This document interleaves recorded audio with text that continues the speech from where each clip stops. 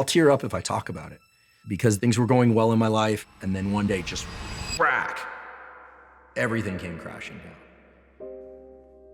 down.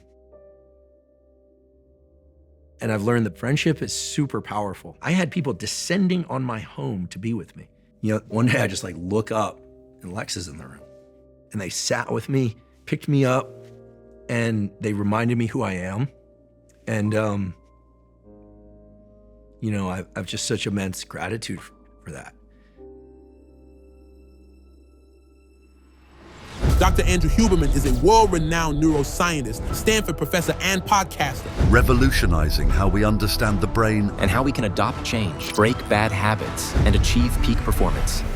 Growing up, I was scared, depressed, and confused. My parents split up. I was getting in multiple fights. I found myself locked up in this residential treatment program. And I realized that I need to take control of my life. I'm so intrigued by that because so many people feel stuck in their lives. So how does someone even make those life-changing decisions? Well, there are so many zero-cost tools that can change your brain. We can go through all of them. So I want to talk about dopamine in this graph. The dopamine is kind of like a wave pool in every domain of life, whether or not it's food, exercise. For some people, it's work or sex. If you push things to the max, you're going to feel depleted and understimulated afterwards, and you need so much more energy to get the same output. And when you're in that dopamine depleted state, typically what people do is they try and access things that are going to reactivate the dopamine circuitry, and all it does is drive them further and further into that trough. So how do you fix that? So it's hard to exit, but start with. This is a sentence I never thought I'd say in my life. We've just hit 7 million subscribers on YouTube, and I want to say a huge thank you to all of you that show up here every Monday and Thursday to watch our conversations. From the bottom of my heart, but also on behalf of my team, who you don't always get to meet. There's almost 50 people now behind the Diary of a CEO that worked to put this together. So from all of us, thank you so much. We did a raffle last month, and we gave away prizes for people that subscribed to the show up until 7 million subscribers. And you guys loved that raffle so much that we're going to continue it. So every single month, we're giving away money can't buy prizes, including meetings with me, invites to our events, and £1,000 gift vouchers to anyone that subscribes to the Diary of a CEO. There's now more than 7 million of you. So if you make the decision to subscribe today, you can be one of those lucky people. Thank you from the bottom of my heart. Let's get to the conversation. Andrew, at the very heart of what you do, at the very, very heart, if I looked at all that you've produced and I had to encapsulate it into just one or two sentences that encapsulates your mission statement, what would that be?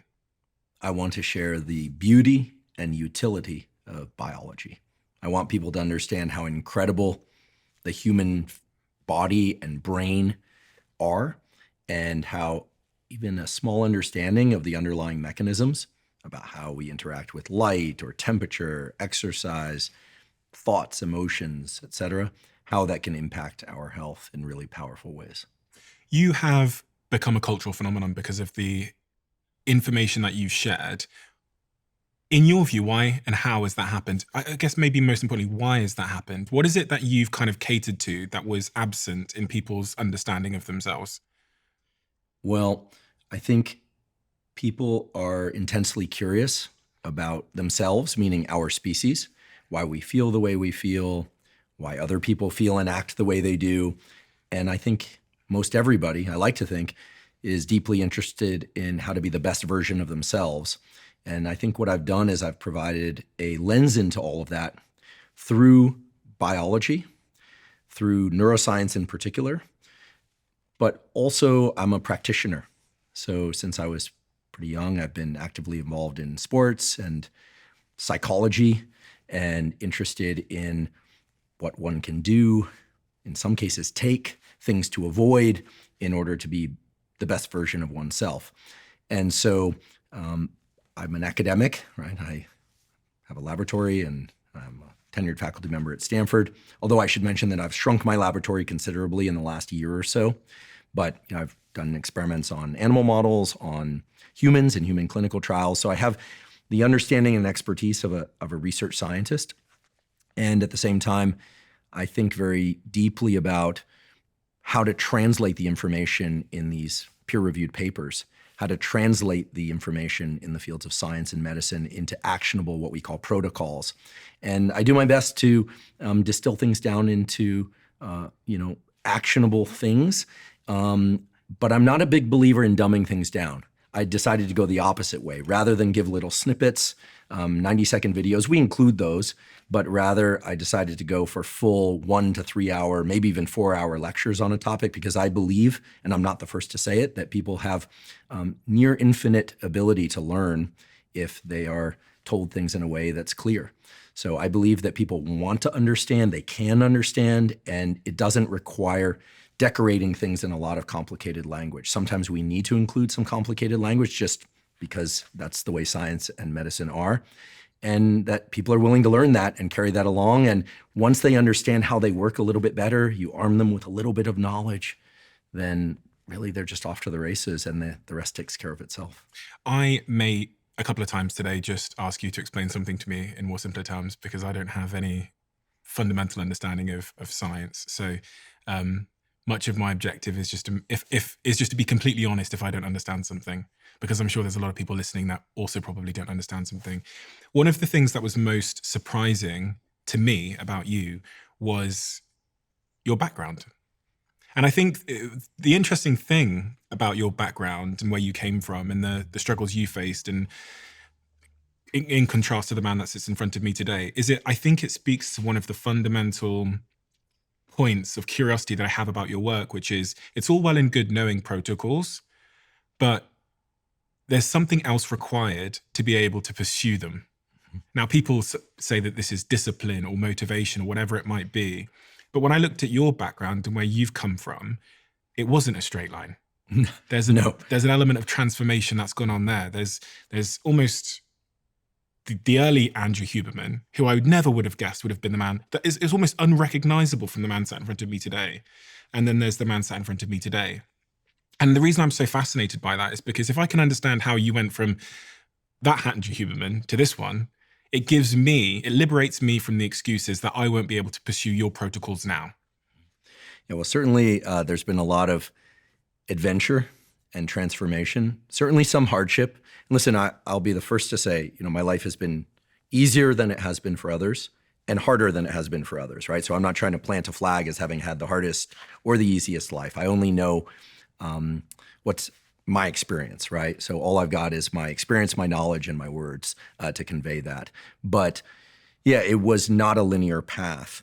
I would say the kind of key milestones along the way and the relevant pieces are, for as long as I can remember, I've always had an intense curiosity and an intense desire for adventure. So I want to learn, and I want to learn firsthand. I also suppose I've always had an intensity, like I've been told since I was a young kid. I sort of like forward leaning a little bit, forward center of mass, so to speak. But yeah, my childhood on the one hand was very conventional and very sweet in the sense that, I had two parents. My dad's actually a scientist. He's a theoretical physicist by training. He's Argentine, but then did his graduate training in the United States. My mother's a writer, and she was a teacher. She didn't work a whole lot when we were kids. She was mostly focused on raising us. And my childhood, to my memory, was marked by, dinners together at the table. I was very, very interested in all things biology, in particular fish. So all things aquaria, birds, anything, tropical birds. I would learn all about them, learn about fish. I would then lecture about these things in class on Monday as a way to try and get me to not talk to students around me, because I'd be telling them about it otherwise. So I've been giving little lectures since I was a kid. And then I suppose as I matured, so to speak, around adolescence, my parents split up. It was a very high conflict divorce. And that sent me in the direction of more kind of wilder foraging, let's call it that. I was a bit feral. Just the circumstance led to a situation where I was seeking out sports and friends for which there wasn't any parental involvement. So for me, the immediate attraction was to skateboarding and punk rock culture.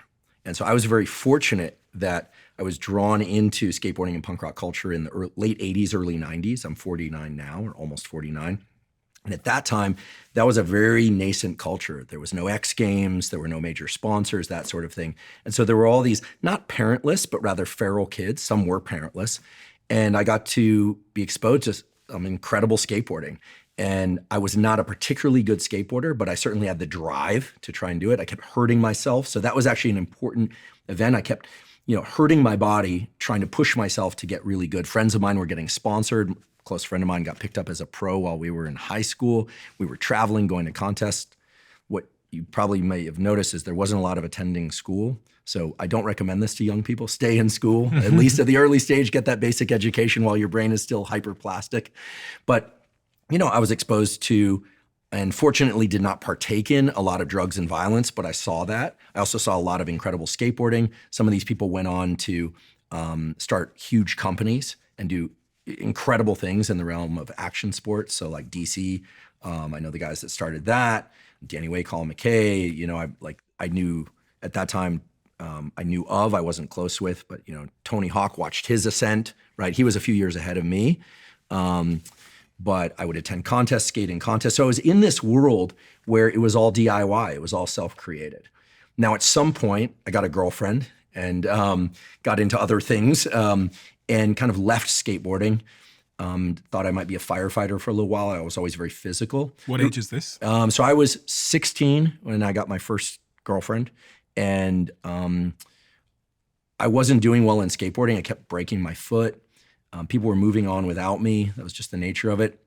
I was in love with her, wanted to spend time with her. And so I thought, well, I'm not really doing well in school. I'm not really attending school. And I'll need to work and take care of us. I was really thinking kind of like an adult at that point in terms of what I would do. And so I thought I'd get into the fire service. So I started trying to strengthen my body. I started doing resistance training.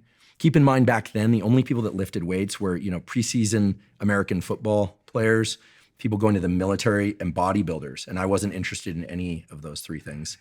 But I started doing resistance training and realized, wow, this is a really powerful tool. I can make my body stronger through work. I couldn't do a single pull-up when I started. I was always pretty skinny. I, shot up a full foot in height, but was very, very skinny, at that point. And within, a summer, I could do pull-ups. I could do these things. I thought, wow, there's this remarkable relationship between doing physical effort and kind of ability or outcome. And then I also started running a lot. For whatever reason, I ran cross country my senior year of high school. And also there, I felt like there was a direct relationship between effort and outcome. If I ran further, then the next time I could run even further. If my lungs burned on a hill run, well, then the next time I could do that hill without my lungs burning. Whereas in skateboarding, no matter how hard I seemed to try, I just couldn't match the level of effort with the outcome. So it was from that point forward that, 16 years old forward, that I made running and resistance training just part of my regular weekly schedule. What ended up happening was she went off to college. I ended up just basically living in my car or her dorm room while she was off at college. She was a year ahead of me. And I realized I wanted to be near her. So I applied to college and somehow got in. By the end of my freshman year, I had been getting in multiple fights. So I still had that kind of wildness from the world I was previously in. I was getting into physical altercations. I was never into drugs or alcohol. That was fortunate. I don't have a propensity to be addicted to those things. But my life really wasn't in order. And it was actually nearly 30 years ago to the day. It was July 4th, 1994. I went to a barbecue. I got into an altercation with a bunch of people that were robbing the house that we were at. And by the way, there's sort of a little tangent side story. One of my friends in college, we weren't super close, but my girlfriend at the time had lived with the now wife of Jack Johnson, the musician. Mm-hmm. So Jack recalls that party. We have other friends from that party. That was kind of a meaningful day for me because I got into this altercation. Everything turned out okay in the sense that, we got our belongings back. No one was badly hurt. But I remember going back to the place where I was staying at that time and thinking to myself, okay, this is bad, right? I'm, 19 years old, or I guess it was just shy of 18. I am not doing well in school. My freshman year was a disaster where I went to college. I don't think I flunked out, but it just wasn't really attending class. I wasn't doing well. I'm getting in physical altercations. I'm working at this little bagel shop delivering bagels, and there's nothing wrong with that, but it's not much of a future in it for me. I didn't end up going to the fire service. I didn't end up a professional athlete. And I thought, like, what am I going to do what am I going to do, right? Because the story of whatever happened to me prior to that was kind of meaningless unless I made something of myself. So that day I actually wrote myself and my parents a letter saying that I was going to turn my life around. And I actually still have this letter. My mother still has this letter. And what I decided to do was to take a leave of absence from university. I didn't drop out. A leave of absence allows you the option to go back. I moved home and I worked. So I was a busboy at a little restaurant in town where I grew up. And I still continue to run and do resistance training, 3 times a week each or so. And I went to community college, which is typically where kids who can't afford to go to university or kids that just stay back for whatever reason. It's a wonderful aspect of the educational system in California still. And I made learning and filling my mind with formal, rigorous coursework-based knowledge my absolute mission. Now, I didn't care if I liked it. It's like, I'm going to trust my ability to learn because I could tell you a lot about tropical fish, skateboarding, punk rock music, a fair amount about physical training. At that point, I sought out the right people. This has always been something I've been good at, is seeking out the right people with knowledge. So I got great knowledge from the late Mike Menser, who had trained Dorian Yates. I was reading every book I could on physical fitness and rehabilitation, trying to get my body strong. Never wanted to be big. I was always interested in being strong and being able to run far and fast. That was always the goal, like a capability. I've not been one of the people to like really care about like hypertrophy. That wasn't something that mattered to me. If some came along as a consequence of training, great, but it was more about a capability to do things.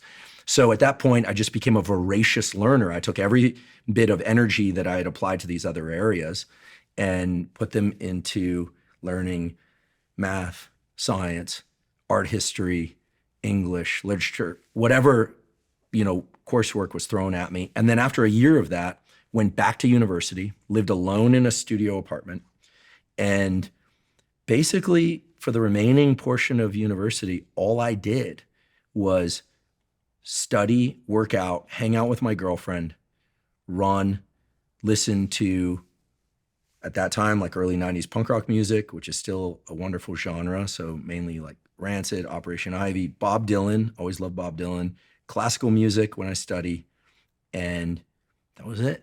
I didn't do anything else. And at that point, I started getting straight A's. People didn't recognize me. They're like, aren't you the guy from freshman year that was getting in all these fights? I will admit that I wasn't completely devoid of the typical college phenotype. Once a month, I would allow myself to go out to a party, and I'd party once a month. But stayed away from drugs was never my thing. And so drank, which eventually I realized wasn't my thing either. But I was just completely committed. So I graduated university with honors. I went to graduate school, did a master's up at UC Berkeley, then did my PhD, did my postdoc at Stanford, and then eventually got a laboratory, first at UC San Diego, excellent neuroscience program, eventually was recruited to Stanford with tenure, and all along maintaining physical fitness in the background, focusing very heavily on doing primary research, meaning making discoveries in neuroscience and publishing papers. And then in 2019, I decided to start posting science on Instagram, just really nerdy stuff. No protocols, just telling people about sunlight and the relationship to the eye, dopamine, and I just enjoyed talking about it, just like I did when I was a little kid, telling people about tropical fish. And in 2020, my plan was to release a book. So I got a PR guy, his name is Rob Moore, he's now a close friend of mine, and we were talking about how we would, maybe go on podcasts or do something of that sort when the book came out, and then the pandemic hit. And I said, you know what, let's pause the book. And he said, well, let's just maybe go on podcasts. So that year, 2020, I went on, I think somewhere between 20 and 30 podcasts. No book, no website, no nothing, just like talking science, and delighted in that. And then January 2021, I got a little place in a little kind of canyon region of Los Angeles, a little sabbatical-like retreat, and set up some cameras. Had my bulldog Costello there. Rob Moore became my podcast producer. And on January 1st, more or less, we launched the Huberman Lab podcast, where now I still just blab about stuff that I find interesting and that I think can be useful to people. So that's the kind of, that's the arc. And as I tell all this, I also just want to make sure that people know that it sounds like this magnificent arc, but along the way, there were absolutely times when I thought, oh my, like, what am I going to do? Like, this is working, but this isn't working. And my life at times became very lopsided. I focused mainly on work and research. I'm 49 years old now. I've had some wonderful relationships across my life, but I opted to delay on marriage and family as a way to, well, it wasn't the intention, but as a way to really just continue to pour my energy into the things that I was most passionate about. So there's always sacrifice. There were, sadly, I've lost a lot of friends along the way, to some to drugs and alcohol, suicide, depression, and so on. Others to just unfortunate consequences or age. But I think the major themes have been, I just simply can't pull myself off a desire to learn and adventure through a particular space. And then once I learn things, and as I learn things, I can't seem to help but just tell everybody about it. Provided there's somebody there to listen, then I'm eager to share what I learned. It's funny in life how some of the most traumatic things that happen to us, and trauma is such a subjective thing. So what's trauma for me is not for Francis Ngannou, who I've heard his story, and walking out of Africa and jumping over barbed wire and walking across the Sahara Desert. His is an amazing I just can't, story. It's like, I hear he's a very nice guy. He's exceptionally nice. He's a wonderful individual. But I'm really interested in how our traumatic experiences end up dragging us in whatever shape in life, dragging us or making us driven. That it's almost two sides of the same coin sometimes. But I just wanted to zoom back in on when you were younger, because I was reading about at sort of 14, 15 years old, you were put into a residential treatment program? I was. So one day in school, and by the way, I wasn't in school much, and if I was there, I was the kid with the hoodie on and his head on the table, just kind of like sleeping or drawing, or I was not tuned into what I should have been tuned into. I was, looking back, I think I was depressed, I was sad, I was confused by the fracture of my family. And listen, divorce and family reorganization can take place without all that. Unfortunately, this was a very complicated situation. And maybe it was also puberty combined with general confusion about life. Those things combined to, put me in a state that I think, looking back, I was scared, depressed, and confused, like a lot of young people happen to be at that age. So a number of things happened. I was getting into trouble. I wasn't attending school. I was truant a lot. And yeah, one day they came to get me. They basically called me into the office. I was sitting there talking to the school counselor. It wasn't my first time doing that. And then some other people showed up there, and I started to realize, uh-oh, I think I know what this is, which was they were going to take me away. Now, the exact stimulus for all this, whether or not a friend, I think I know who it was, had been concerned about me and had intervened, or whether or not it was purely from the parent side, isn't clear to me still. I have my theories, so they have theirs. But in any event, I soon after found myself in a residential treatment program. And it was interesting because it was the first time that I had ever had my freedom taken away from me. That was an experience, like doors go locked and you're like, whoa, what is it? My freedom taken away. Well, you're locked in a treatment program, basically. These were all kids that were delinquent or had problems of various sorts. So you're on a hallway with a bunch of other kids. You're staying there at night. You're not leaving. You're not free to leave. And they make you do group therapy. You have to do one-on-one therapy. You have an hour to exercise outside. You're not leaving the grounds. Yeah, this is a combination of if you were to just sort of merge in your mind like youth detention and hospital, right? Yeah, That's kind of the unity of these. Now, kids there, and we were kids, right? And there was a unit of much younger kids, and there was a unit of people much older than us. And I'll never forget what they said. One of the counselors there said to us, listen, the kids over there, the younger ones, and the adults over there, they're crazy. You guys, you're not crazy. You just have problems. And I'll never forget, one of the kids that was in there with me goes, Yeah, but that's exactly what they're telling the people in the other two units. So pretty quickly I realized like this place is problematic. And I was scared. I won't forget, like my roommate, who turned out to be a very kind person, but he looked like Richard Ramirez, the Night Stalker, and he had a cutting problem. And he was like a scary looking guy, but as I got to know him, I realized that he was just a kid with a lot of problems, different than mine, but a lot of problems. So you're in there with kids with severe drug issues, with some were suicidal, some weren't, some had aggression issues. It was a co-ed unit during the day. Obviously, you're housed, it was boys with boys, girls with girls. And after about 2-3 days, I realized, okay, the only way out of here is to do the work. So I did the work. I sat down and I started, for the first time, really talking about what was going on for me and listening. You can learn a lot in those places by listening to what's going on for other people. And I realized that a lot of what was going on internally for me had to do with the fact that, what do we need? We basically need safety and acceptance at some level. From parents, we also need guardrails. And at that time, I was lacking all three. And I think, my inherent intensity, and I'm I'm not an emotional person in the sense that I don't emote easily, but I'm a very feeling person. I feel a lot. I don't know how other people perceive me, but I feel a lot. And I think what was happening in my family unit at that time felt devastating. And I missed my sister. She was off in college. She had gone off to college. I've always been really close with my sister. And really, because this was like late 80s, early 90s, I also didn't know many people from homes without, a mom and dad, this kind of thing. And I had been exposed to a lot already.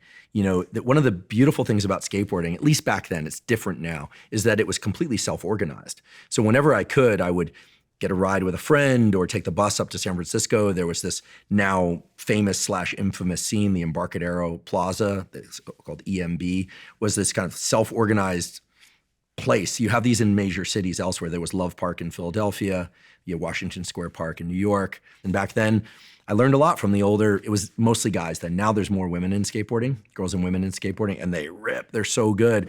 But back then it was mostly guys. And so I learned all sorts of things there, some of which, I was far too young to learn. I got basically a street education from kids that weren't going to school and who were just like living this wild, free life. And I do want to be clear that even though there were, let's call them untoward elements, there was also an incredible beauty. And my friend Jake Rosenberg started going up there as well. He had his own challenges that I only learned about later. And he brought a video camera, high-8 video. He started filming the now just truly iconic videos of Mike Carroll. These names will mean things to Henry Sanchez, like Mark Gonzalez. So he just started filming all this, and then he made the first Plan B videos, and he made the Waiting for Lightning documentary about Danny Way, jumping the Great Wall of China. And our friend Mike Blayback, who's the photographer for the Huberman Lab podcast of all things, who became one of the most iconic action sports portrait photographers, was a kid who basically drove out from Michigan. I don't even know if he graduated high school, something, he probably did. And then he slept in the clothing stacks at the Gap store, hung out in Embarcadero and took photos. And those photos and those videos that Mike and Jacob and other people took are now iconic in skateboarding. And so I was also exposed to this incredible world of DIY, like take your passion, take your circumstance, and pick a craft and just document stuff. And so in many ways, what happened at Embarcadero and what happened in skateboarding, and I always loved punk rock music and going to shows. I have no musical talent, and I didn't suck at skateboarding, but I wasn't going to go anywhere with it. But what I saw was, if you love something and you want to learn as much as possible about it, and you love the culture around it, you do have to learn how to sort out the untoward elements. Don't get yourself into trouble. But you take that energy, and I just took it to academics. I remember realizing when I got to graduate school, I found a wonderful lab to work in with a wonderful woman named Barbara Chapman. Unfortunately, she passed away. And at the time she said, listen, I'm going to have a couple kids, but we have grants. You can So she said, I'm going to have a couple kids, so I'm going to be very busy, but we have grants and here's the lab. She said, don't burn the lab down, don't hurt yourself, but just do experiments, have fun. And I realized, I was like, this is the best. And I had so much energy and I thought, I never have to go home. So I lived there a lot of the time, brush my teeth in the sink there, work out at the gym, shower, come back. And I remember people saying, you're going to burn out. What are you doing? And I'm like, what are you talking about? And I would work 80, sometimes 100 hours a week. I was so happy. And I realized like, this is the exact same feeling. I'm just taking my interest and I'm just pouring myself into it. I did that when I was a graduate student. I did it when I was a postdoc. And actually when I was a postdoc, I started writing some music articles for Thrasher magazine. I've always kept some little tie to the skateboarding industry that way, just to make some extra cash. And then when I was a junior professor, I had to really pour myself just into the laboratory, but it still worked out. And I guess the point is that, earlier you and I were talking about if you have, and I'm borrowing this phrase from one of my heroes, Martha Beck, who's a wonderful person and teacher, such wisdom, and she calls it a interest-based attention system.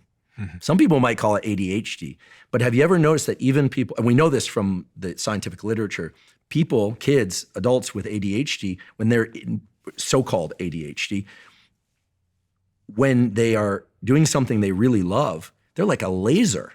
They're not going to peel off that. Their attention is like level 11 out of 10. So I took that energy that I've always had in me for fish, for tropical birds, skateboarding, punk rock music, eventually it was biology. And I just went, okay, here are my chips. I'm all in. But the goal has always been and remains to take what I learn and share it. Because the real joy in doing anything, for me anyway, is the ability to share in that knowledge or in that experience.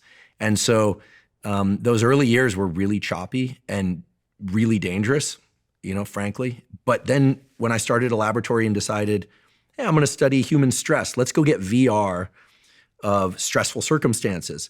And my friend Michael Muller, who's a very accomplished portrait photographer in Hollywood and also takes photos of great white sharks out of cages, he said to me, oh, your VR stimulus in your lab, here's what he told me. He's like, it sucks. He said, it sucks. It doesn't look real. It's all CGI. It's not scary at all. How about we, go film some great white sharks down in Guadalupe Island and we leave the cage? And, the young Andrew was like, okay. So got dive certified, went and did it 1 year, stayed in the cage, went the next year, exited the cage. I'm not recommending people live this way. I'm not, because I had an air failure at depth the second year while I was in the cage. I bailed out, I made it, I lived, but it was super scary. And it was not an experience I want to repeat. And I realized, that's the line. Like the great Oliver Sacks, another hero of mine, British trained neurologist and author, he wrote, was basically what became the script for Awakenings and things like that. There's a quote about him that resonates a lot. And the quote, I think, is, an early teacher of his said, Oliver will go far, provided he does not go too far. And so, you have to be careful, right? These adventures, leaving school, you can't be haphazard about it. So if you look at the broad arc, it's highly nonlinear, but there's a common thread through all of it, which is this desire to learn, curiosity, desire to share, intensity. And when I'm involved in any one thing, and I recommend that if people are involved in any one thing, if it's podcasting or sport or video games or math or AI or program, whatever it is, skateboarding, whatever it is, that you can't be haphazard in that world, because forward progress, even if you change things over time, is the consequence of taking that inherent uniqueness that we each have and whatever level of intensity we have and making sure that you do take steps forward. And what I've learned is, as a child, as an adolescent, and as an adult, there are all these traps along the way. There are all these chutes down to failure and destruction, and you have to be very, very thoughtful. And so you can't be reckless. I'm really compelled as well by the letter you sent to your parents. Yeah, they must have been very surprised. That letter was written in a house on a little street in a little town called Isla Vista, on Pasado Street, where I'd essentially been squatting for the summer with my ferret. I tell you that because that was the picture. I had a ferret, her name was Iris, that my first girlfriend, who had left me by then because she was smart, because I had nothing going on. Me and Iris were living together. I didn't even have a bed in the place. I thought, well, why pay rent? Like no one where I had grown up with all these like riffraff kids. Now the town, to be clear, the town I grew up in, Palo Alto, now is known as like one of the wealthiest places. At that time I was like kind of upper middle class. But when I say like riffraff kids, I mean like the people that congregated around skateboarding in the late 80s, early 90s were the kind of like parentless feral types. So I learned a lot. I learned I can sleep mummy style anywhere. In a car, in a van, in a corner. So like, why pay rent that summer? I'd have more money to keep and save if I just like got a pillow and a couple blankets and a sleeping bag and this little place. I was living there with my ferret. And I came back from that fight on July 4th and I thought, okay, like this is it. And I think it was by the end of the weekend, I'd written out this letter that said essentially the following. It said, look, I don't know why you guys decided to just fracture everything. I understood why my parents didn't want to be together. They were incompatible. By the way, they're both happily married now to wonderful people for many years. So there's a happy ending there. But at the time I was very confused. It wasn't that I needed them to be together, but the level of friction in their separation was just like, I felt like a lot of it fell on me. And there are reasons for that. But I basically forgave them. I basically said, listen, I forgive you. I realized that I need to take control of my life. I was 18, so I'm a fall baby. So it was like, I was almost 19. I'm, 18 years old, 19 years old. And I need to do something with my life. And the only way I'm going to do that is by getting super focused and super organized. So I somehow had the idea to externalize this. And then I wrote essentially the same letter to myself. And then I just, as my girlfriend who eventually got back together with me, that was interesting. As soon as I started working hard in school, I'll never forget what she said. We're still friendly. She's married with her own family and they have a beautiful family. But every once in a while I'll hear from her and I will never forget what she said to me about a year later when I was just absolutely rabid about learning. She said, you've become a monster. And I was like, a monster? And she's like, yeah, a monster of learning and class and getting up early and you tuck your shirt in. Like I got into this whole thing of like dressing the opposite of everyone else that lived in that little town. It's a little beach town. Everyone wore flip-flops, rode beach cruisers. At that time, it was like baggy shorts, long t-shirts. And I started tucking in my shirt, a belt. I would get like all like cleaned up. And I'd go to class and people were like, what is wrong with this guy? I just wanted to go completely against the grain and just be as disciplined and organized as possible. And I basically was parenting myself. And I think that this is something that I learned how to do early on. I love my parents, but I learned how to mother and father myself. And that was powerful. It was like, as a young guy, but let's face it, at 19, you're young, but you're not that young in the sense that if you screw up, if you, I don't know, I had friends who got into drunk driving stuff. A friend of ours was killed in a drunk driving accident. I wasn't real close with him, but I knew him real well. This guy, Phil Shao, great skateboarder, was killed because someone drove drunk. He wasn't driving drunk, dead. Bunch of people dead or in jail. So, when you're 18 or older, like the consequences go super linear, shift, where small mistakes can lead to really bad outcomes. So yeah, I just kind of scruffed myself and was like, let's do this. And, here I am. I'm so intrigued by that because in that moment you have, I think, a moment in which a lot of people are searching for in their lives where you have a decision to do it differently. And I've always wondered what it takes for someone to get there. And is it something that you can accelerate towards? Like, if I'm laying on the couch right now and I'm feeling that, is there something I can do to get me there, or do I need more pain? Fear. I'll tell you, super scary being like almost 19 years old. Girlfriend left me. I'm not good at anything. I wasn't good at anything. Not skateboarding, couldn't play an instrument. Everyone in that town surfed. Family? I mean, I could have gone to the fire service and that's a wonderful career path. I didn't have any like marketable skills. I couldn't really do anything except I knew my capacity to learn. I've always had a very good memory and I've always enjoyed learning. So I thought, okay, school seems like a good option. They tell you what you need to know. In fact, at one point I realized, and I think it was Ryan Holiday that said that, the people who should absolutely not drop out of college are the people who are not doing well, because the real world is a lot harder in many ways.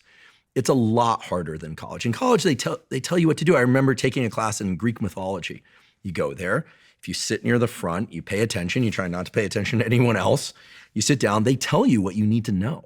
Now, sometimes it's complicated, you can't keep up, but then they have these things called office hours where you can ask, they have teaching assistants. I mean, the whole thing is set up so that you almost can't fail if you do the required steps.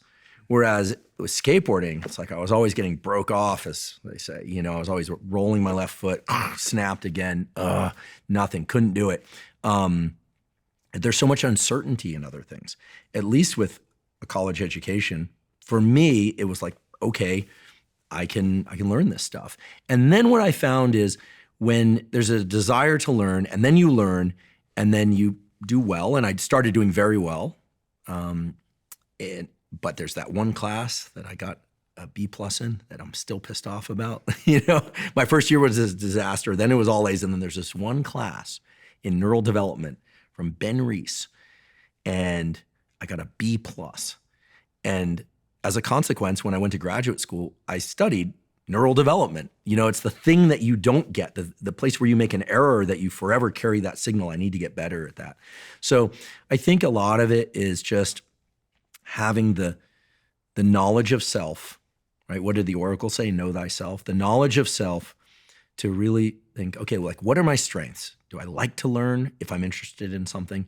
Do I have a voracious appetite? Maybe if you're a person with less energy, maybe you're more reflective, or you like to journal, or you need more time to process. I think turning what often appear as weaknesses into strengths is really possible. And then I do think that we are all each endowed with some unique gift. I really believe in this. It's not mystical for me. I think that we all have some wiring of our brains that's very similar, and we all have some unique wiring based on our genetics and our experience. And I just thought, I'm going to keep paying attention to what fills my body with energy. One of the most inspiring and I think liberating things that I've heard in your work is this idea of neuroplasticity, because if the brain can physiologically change based on what I'm doing, then it means that who I am now, my identity, that 19-year-old who's sleeping in the mummy thing with the ferret, isn't who I always have to be. I can literally change. We've spoken a little bit around what causes the motivation to actually change, but knowing that my brain will actually change, those two things are really inspiring for me, because it means that whatever rut I'm stuck in isn't necessarily a permanent one. Now, you said that the motivation to change comes from fear. Well, in my case, it took a fear circumstance, fear of becoming a permanent failure, to motivate immense change. And that was that circumstance. I do believe, however, that the best work, our most creative and best work, comes from a love of craft. But sometimes in order to find what you truly love, you have to be scared into setting off on a path to find it. And And that goes for relationships too. Sometimes to find the right relationship, or relationships, it could be friendships, romantic relationships, et cetera, one has to be deathly afraid of having to remain in the relationship that you're in enough to leave. So neuroplasticity is absolutely real. It actually worked out that my scientific great-grandparents, two guys, David Hubel and Torsten Wiesel, won the Nobel Prize for neuroplasticity. Now, they weren't the people who discovered it. It had actually been described for centuries. People understood that young kids can learn more easily than adults can. But David and Torsten won the Nobel Prize for essentially formalizing and discovering the principles of neuroplasticity, how it works. And then some years later, mainly one guy by the name of Mike Merzenich, but there were others that worked with him, discovered that neuroplasticity is actually a feature of the nervous system, the brain, throughout our entire lifespan. The rules change a little bit in terms of how you rewire your brain. But if the question is, can a person change? Can you learn new things? Can you unlearn certain patterns? Can you overcome traumas at any age? The answer is absolutely, categorically, yes. How? Well, it's very clear that as a child, until about age 25, more or less, just passive experience will shape the brain for better or worse. After about age 25, and again, these are not strict cutoffs, we can change our brain, but what's required is a marked shift in the neurochemical environment under which something happens. So one of the reasons why any traumatic event will forever be remembered, although, by the way, you can remove some of the emotional load of that. Trauma does not have to be traumatic forever, is because when we see or experience something very intense of a fearful nature, there's the release of certain what we call neuromodulators, things like epinephrine, adrenaline, and other neuromodulators that cause a state shift in our body and brain. And the nervous system recognizes this as unusual, and as a consequence, in the subsequent days, there's reordering of the connections so that the brain can prepare for that event should it happen again. This is why we have what's called one trial learning. You go to a certain location, something terrible happens there. You will forever associate that location with something terrible. But there are tools, therapy and other tools, that can allow the emotional load to be removed from that so that you could go to that location and feel calm, no fear whatsoever. The good news is you can also learn anything you want to learn, provided there's a shift in this neurochemical environment. This is why when we are very interested and focused on something, two of the main requirements for neuroplasticity, we have to be alert and we have to be focused. We can't learn passively as adults. We can't just play, a lecture about AI and large language models or neuroscience in the room, and then the knowledge doesn't just sink in by osmosis. But if we pay attention and we're alert when we pay attention, there's a shift in the neurochemicals associated with that attention, what we call the catecholamines. It's 3 molecules, dopamine, epinephrine, and norepinephrine, all which cause an increase in alertness, all which cause an increase in focus, a tightening of our visual field and our auditory field. So like cones of attention is one way to think about it. And then it sets in motion a bunch of biological processes such that if we get adequate sleep that night, maybe the next night as well, there's reordering of neural connections so that that knowledge, that new experience is consolidated in your brain. You are forever changed as a consequence of that experience. So when we hear that the brain is constantly changing, everything that we encounter changes our brain, that's not true. Why would the brain change unless it needed to, right? As a child, the brain is basically a template for change. It's trying to understand the environment and make predictions. And so that's true. Neuroplasticity is a cardinal feature of childhood and adolescence and the teen years. And just think about the music you listened to when you were a teen. No other music will ever have as much significance. And that's because as a teen, your body is flooded with hormones and neuromodulators. That the amount of meaning that comes from now seemingly trivial events when you're a teenager or adolescent is immense. That song meant so much, and it's because of the neurochemical milieu it creates in you. But as an adult, it takes a stronger stimulus, as we say. And if you were to fall in love as an adult or see something, a painting that just strikes you as just so unbelievable, yes, then you are forever changed. But just going to see a bunch of paintings at the Met doesn't mean that every single one of those paintings is forever stamped into your brain. The nervous system is very efficient in that way. It doesn't change unless it has to. And it always changes if it needs to in order to keep you safe. This is why there's an asymmetric influence of fear as opposed to just interest in terms of what will shift our brain. But it's nice to know that love and excitement and appreciation are very strong stimuli for changing the brain. And, I can kind of draw to mind conversations I've had with my good friend, Rick Rubin. I'll get accused of name dropping, but I'm very fortunate to be close friends with Rick. And Rick always talks about, how when you just see and experience something and you just have this love for it, it changes the brain. He's not a neuroscientist, but in many ways he's a neuroscientist. So in any case, you absolutely can change your brain, but you have to pay attention to the thing you want to incorporate into your brain. You have to be alert while you do that, and then you absolutely have to go get some rest, because it's during sleep and during meditative states and during rest that the actual rewiring of the brain occurs. There's a phrase that you can't teach an old dog new tricks. And I think as we get older and older, we become stubborn in part because we're very comfortable with the way things are in routine and whatever. But also I think we start to believe in this idea that we can't change. And that in and of itself makes it harder to change. Are you telling me that you can teach an old dog new tricks? Yeah, I'm so glad you brought this up. Let's just destroy that myth now. You absolutely can teach an old dog or human new tricks.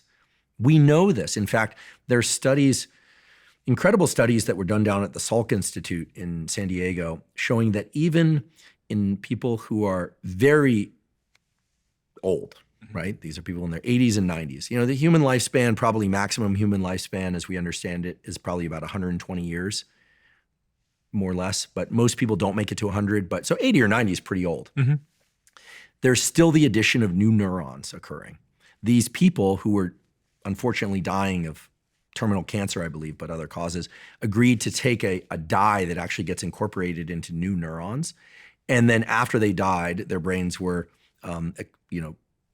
looked at under the microscope, and there was the addition of new neurons even at late age. Now, I want to be very clear that most of learning is not the addition of new neurons, at least not in humans.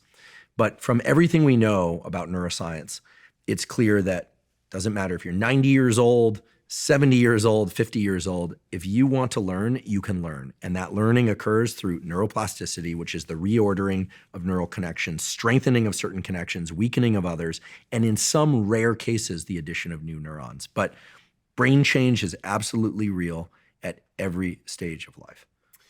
I also wonder about habit formation. So you said there that some of the more sort of startling stimuluses like fear are great ways, and obsessive sort of deep focus are great ways to start forming these new behavior patterns. But if I want to break a habit, because there's habits I've got in my life that I've kind of just told myself are who I am. And accordingly, I've just kind of accepted them. Well, you've been very successful, so. Yeah, but even with thank you, but there's many things I've just accepted it's part of who I am. Some of those come from my childhood. So one of them is that I grew up in a very disorganized home where like the doors inside my house had holes in them. And our house, there was like some rooms that looked like a hoarder lived there, just piles and piles of stuff to the roof. House demolished in many respects. Like the back of the garden was 6 foot high. It was a mess. So I've grown up with mess, and I'm therefore still pretty messy today. And it's something I've always wanted to defeat, but sometimes I tell myself, well, it was hardwired into me when I was a kid, and it is just who I am. And a lot of people go around saying that. They've just kind of identified with and accepted a certain bad habit is part of who they are. Well, I will say that some of the most brilliant people I know had terribly messy offices. Yeah. And they were very internally organized people. It's kind of interesting. They were like a laser beam in their ability to kind of sort through mess. They didn't see the mess. In fact, my postdoc advisor, who also sadly passed away, an incredible human by the name of Ben Barris, used to walk into his office and there'd just be piles of stuff everywhere. And I'd say, Ben, I think we should clean your office. And he'd say, don't touch anything, because if you move anything, I won't know where it is. And I said, how could you possibly know where anything is right now? And he said, I know where everything is.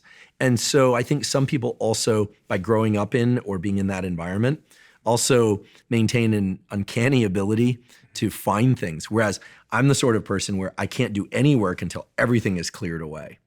And so I see myself as on the weaker side of this ability. But to your question, I think stories are very powerful and very dangerous. Stories are the way that humans organize knowledge, by and large, right? We don't tend to organize things into lists. We have these narratives that we call stories, because from a young age, we learn things not just by hearing them and seeing them, but they are compartmentalized into narratives that have a beginning, a middle, and an end. Sometimes they have a kind of a crescendo and then a relaxation. Just think about a childhood song of learning like the ABCs. They don't teach you the ABCs, A, B, C, D, E, F, G, H, I, J, right? They don't do that. What do? They give you a song, which is a story. Musicians will understand this inherently. Again, I'm not one, but when I started researching neuroscience of music and the brain, came to understand, so it's A, B, C, D, E, F, G, right?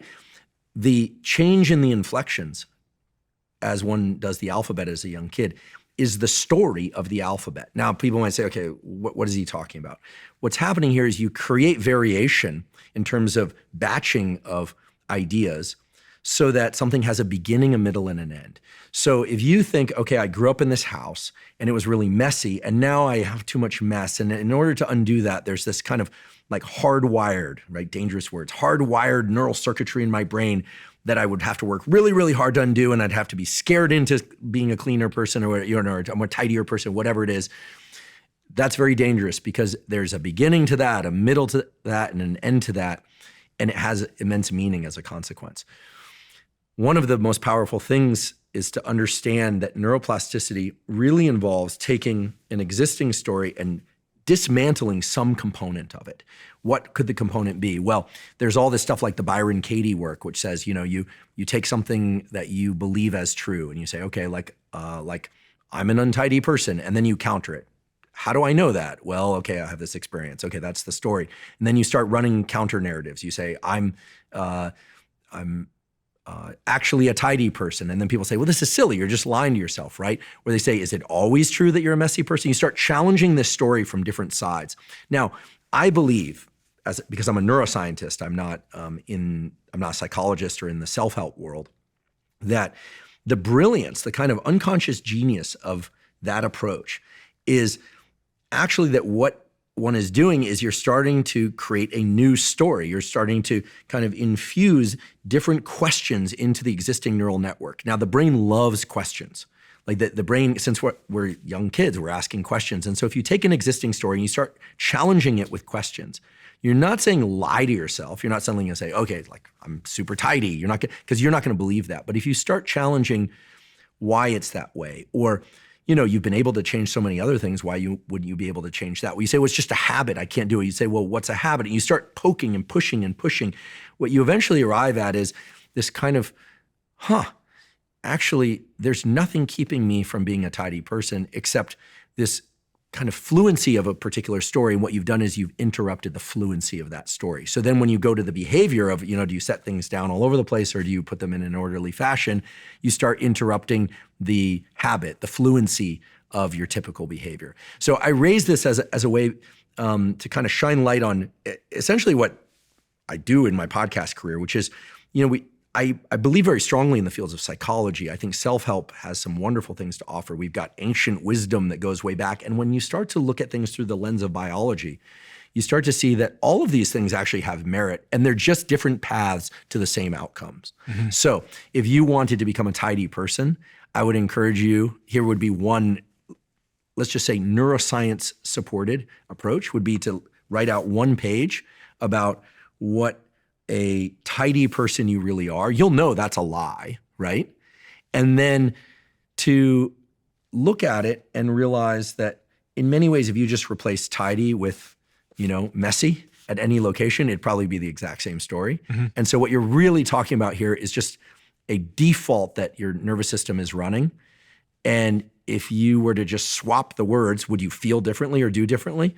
On the one hand, you'd say, no, that's kind of trivial. But I bet you the practice of writing it out would forever interrupt your notion of like just going to set something down. You'd be like, now you have something to kind of disrupt the habit. Because so much of habit disruption that you'll look like, some people say, oh, you flick a rubber band on your wrist or something like that. Mm-hmm. There's nothing special about the rubber band. There's nothing special about the pain on your wrist or you put a sticky note. We know sticky notes work for about one day. Why don't sticky notes work? Why don't reminders on the mirror work? Because they don't have enough salience. They're not new. They're not different. The nervous system only changes if something is new and different. So anyway, we could talk a lot about habit formation, but fear works, but so does disrupting the story. How do you disrupt the story? You essentially give the opposite story and you think, well, that's just lying to myself. But neurally, it makes sense because the nervous system, again, likes to be very economical, likes to do everything with the minimum amount of energetic expenditure. And to change anything requires attention, and attention is expensive. Attention is expensive. And also, I would say, as I'm kind of rambling all this, things are going very well for you, so you actually don't have any reason to tidy your I space. have a PA now and another PA and I have a cleaner. So it's, do you know what I mean? Yeah, you outsource it. Yeah. Great. Well, there is incentive for all the folks that feel like they're not tidy enough. You have two choices. You can either start to be tidy now, or you can be successful enough that you can hire some assistants. And I actually think, I say this in all seriousness, I think that one has to ask, like, where is my attention and neural real estate best devoted? I think about this every day. I mean, we are living in a war of attention. I wake up in the morning and I can be a consumer or a creator. If I reach for my phone, I'm a consumer. If I go to my journal, I'm a creator.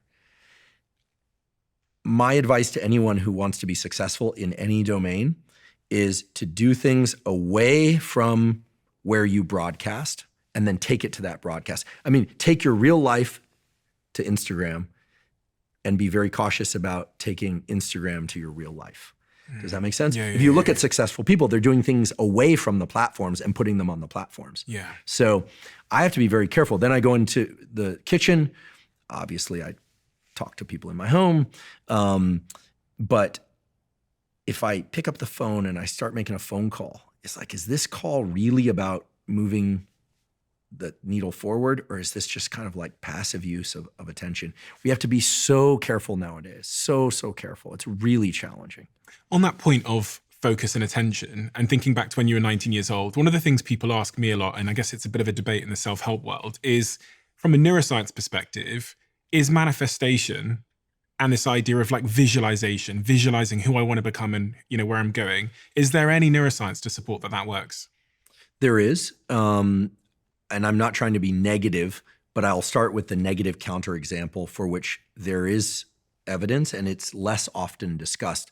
So there's a wonderful researcher at New York University by the name of Emily Balcetis, who talks about how for goal setting and habit formation, fear setting is often one of the best tools. You spend some time, maybe 5 minutes or so, thinking about all the terrible things that are going to happen if you don't actually accomplish your goals. Nobody likes to do this, but guess what? It turns out to be pretty darn effective. Really? I know. It's really frustrating that this is the case.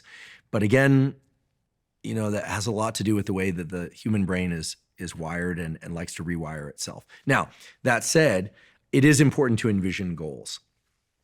Visualizing goals in detail, writing them out, in some cases talking about them, although we can discuss that, why that might not be the best idea in every circumstance, can be very beneficial because it's hard to conceive something that you can't imagine. But I think when people hear that visualizing goals or visualizing outcomes is critical, we sometimes forget that we don't always know what the end goal is. Sometimes we have to break this up into milestones. This is where I think Rick Rubin, even though he's not a formally trained scientist, has drawn a lot of interest for his work on creativity, which is, you know, Rick is about largely, you know, sensing the kind of energetic pull of an idea and being able to explore that without too much self-judgment or filtering or thinking about how it's going to be received. In other words, that the metamorphosis that leads to great music, great poetry, great scientific discovery, podcasts, finance, companies that one is building, et cetera, is a series of iterations that occur on the time course of about a day, you know? And so we can't always imagine the end or the end product as the outcome. This is why I said university is easy compared to other goals, because the end is a degree, right? So you pick up your diploma. Like, whereas in other areas, it's far more mysterious often.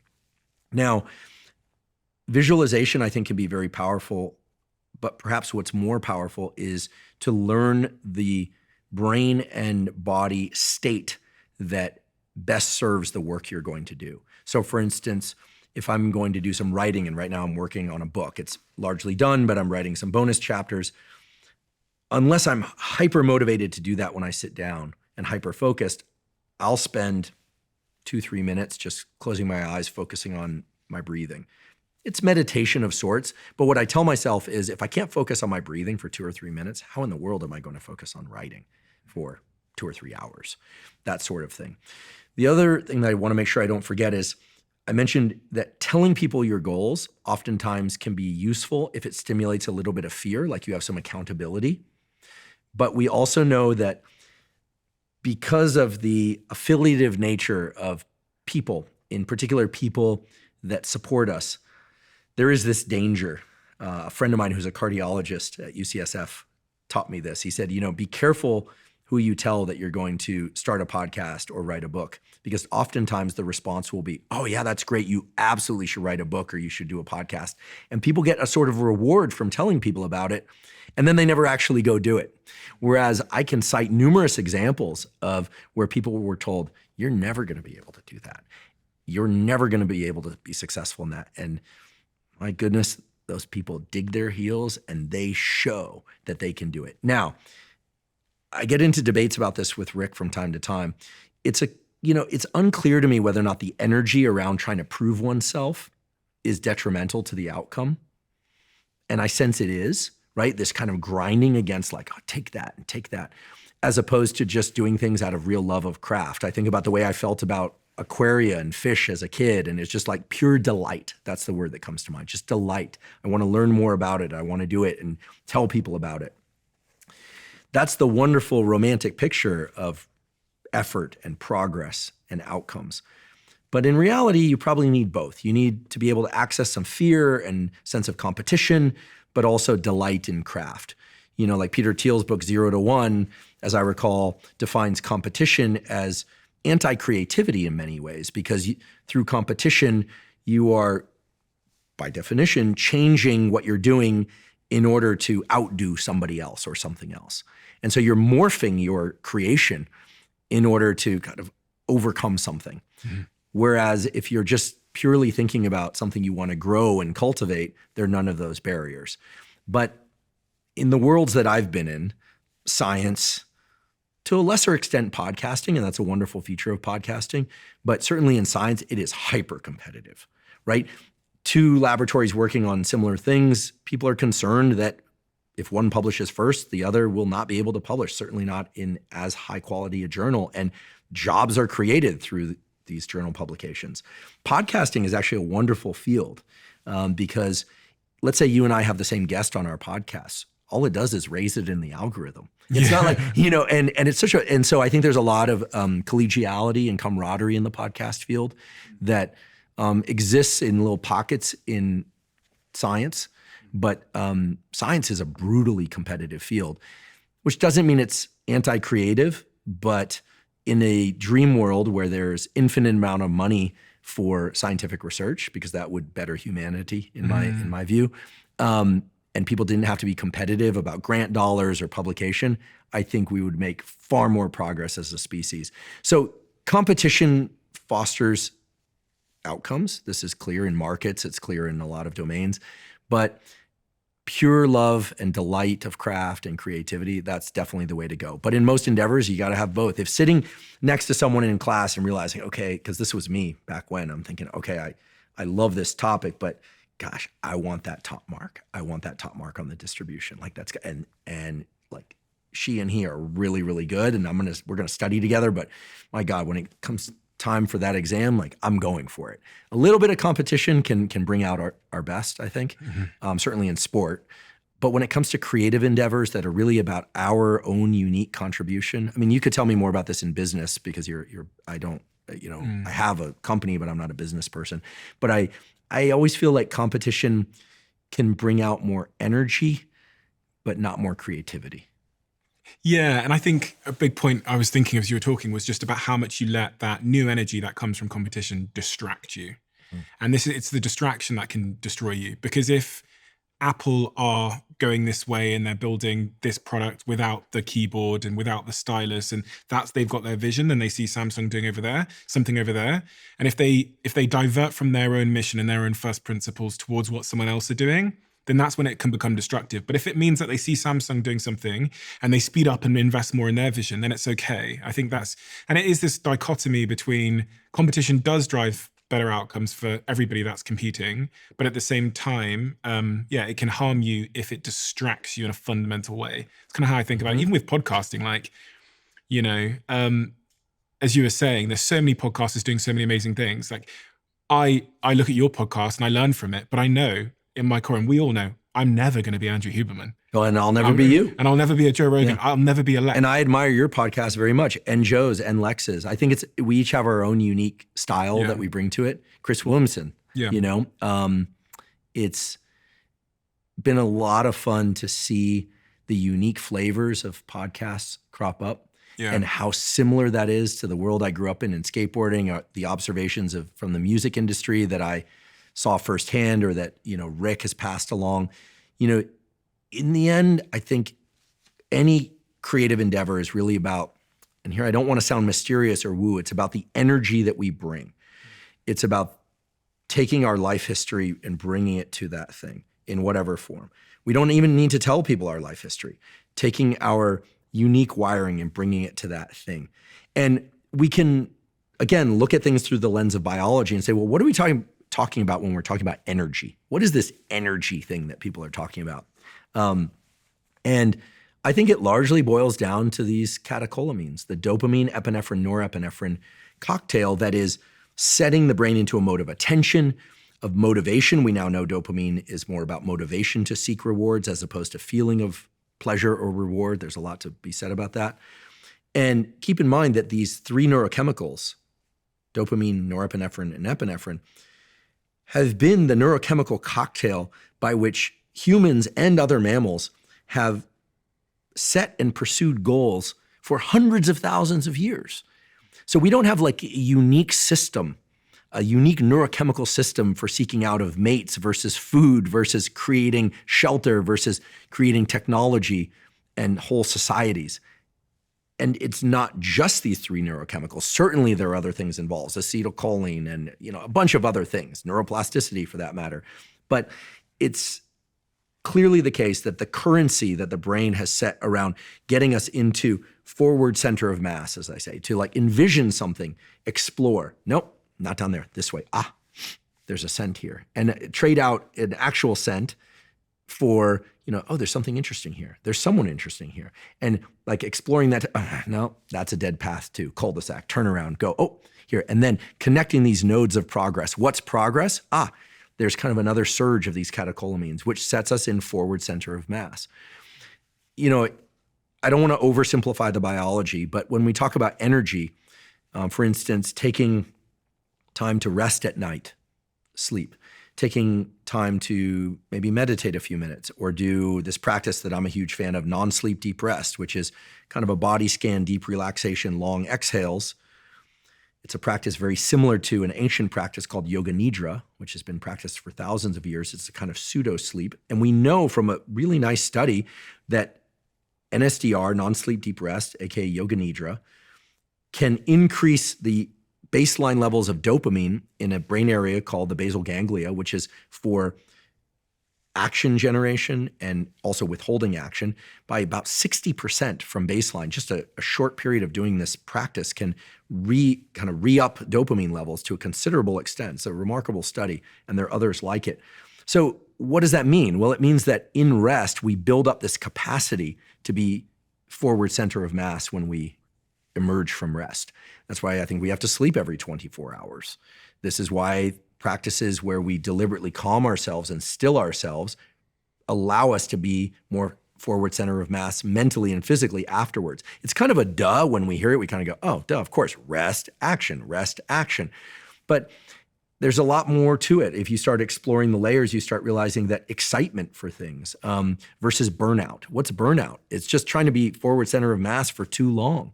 It's, misuse of our dopamine circuitry. It's, ignoring the fact that these catecholamines and dopamine in particular, they are not infinite in their availability, right? There's a reservoir of them that can be depleted, but it can be replenished as well. And one of the best analogies for this was actually explained to me by a guy named Dr. Kyle Gillette. He does some online work as a public-facing physician, endocrinology in particular. And he said, with dopamine, it's kind of like a wave pool. You have this reservoir that can allow you to pursue things or scroll the internet or build businesses, whatever it is.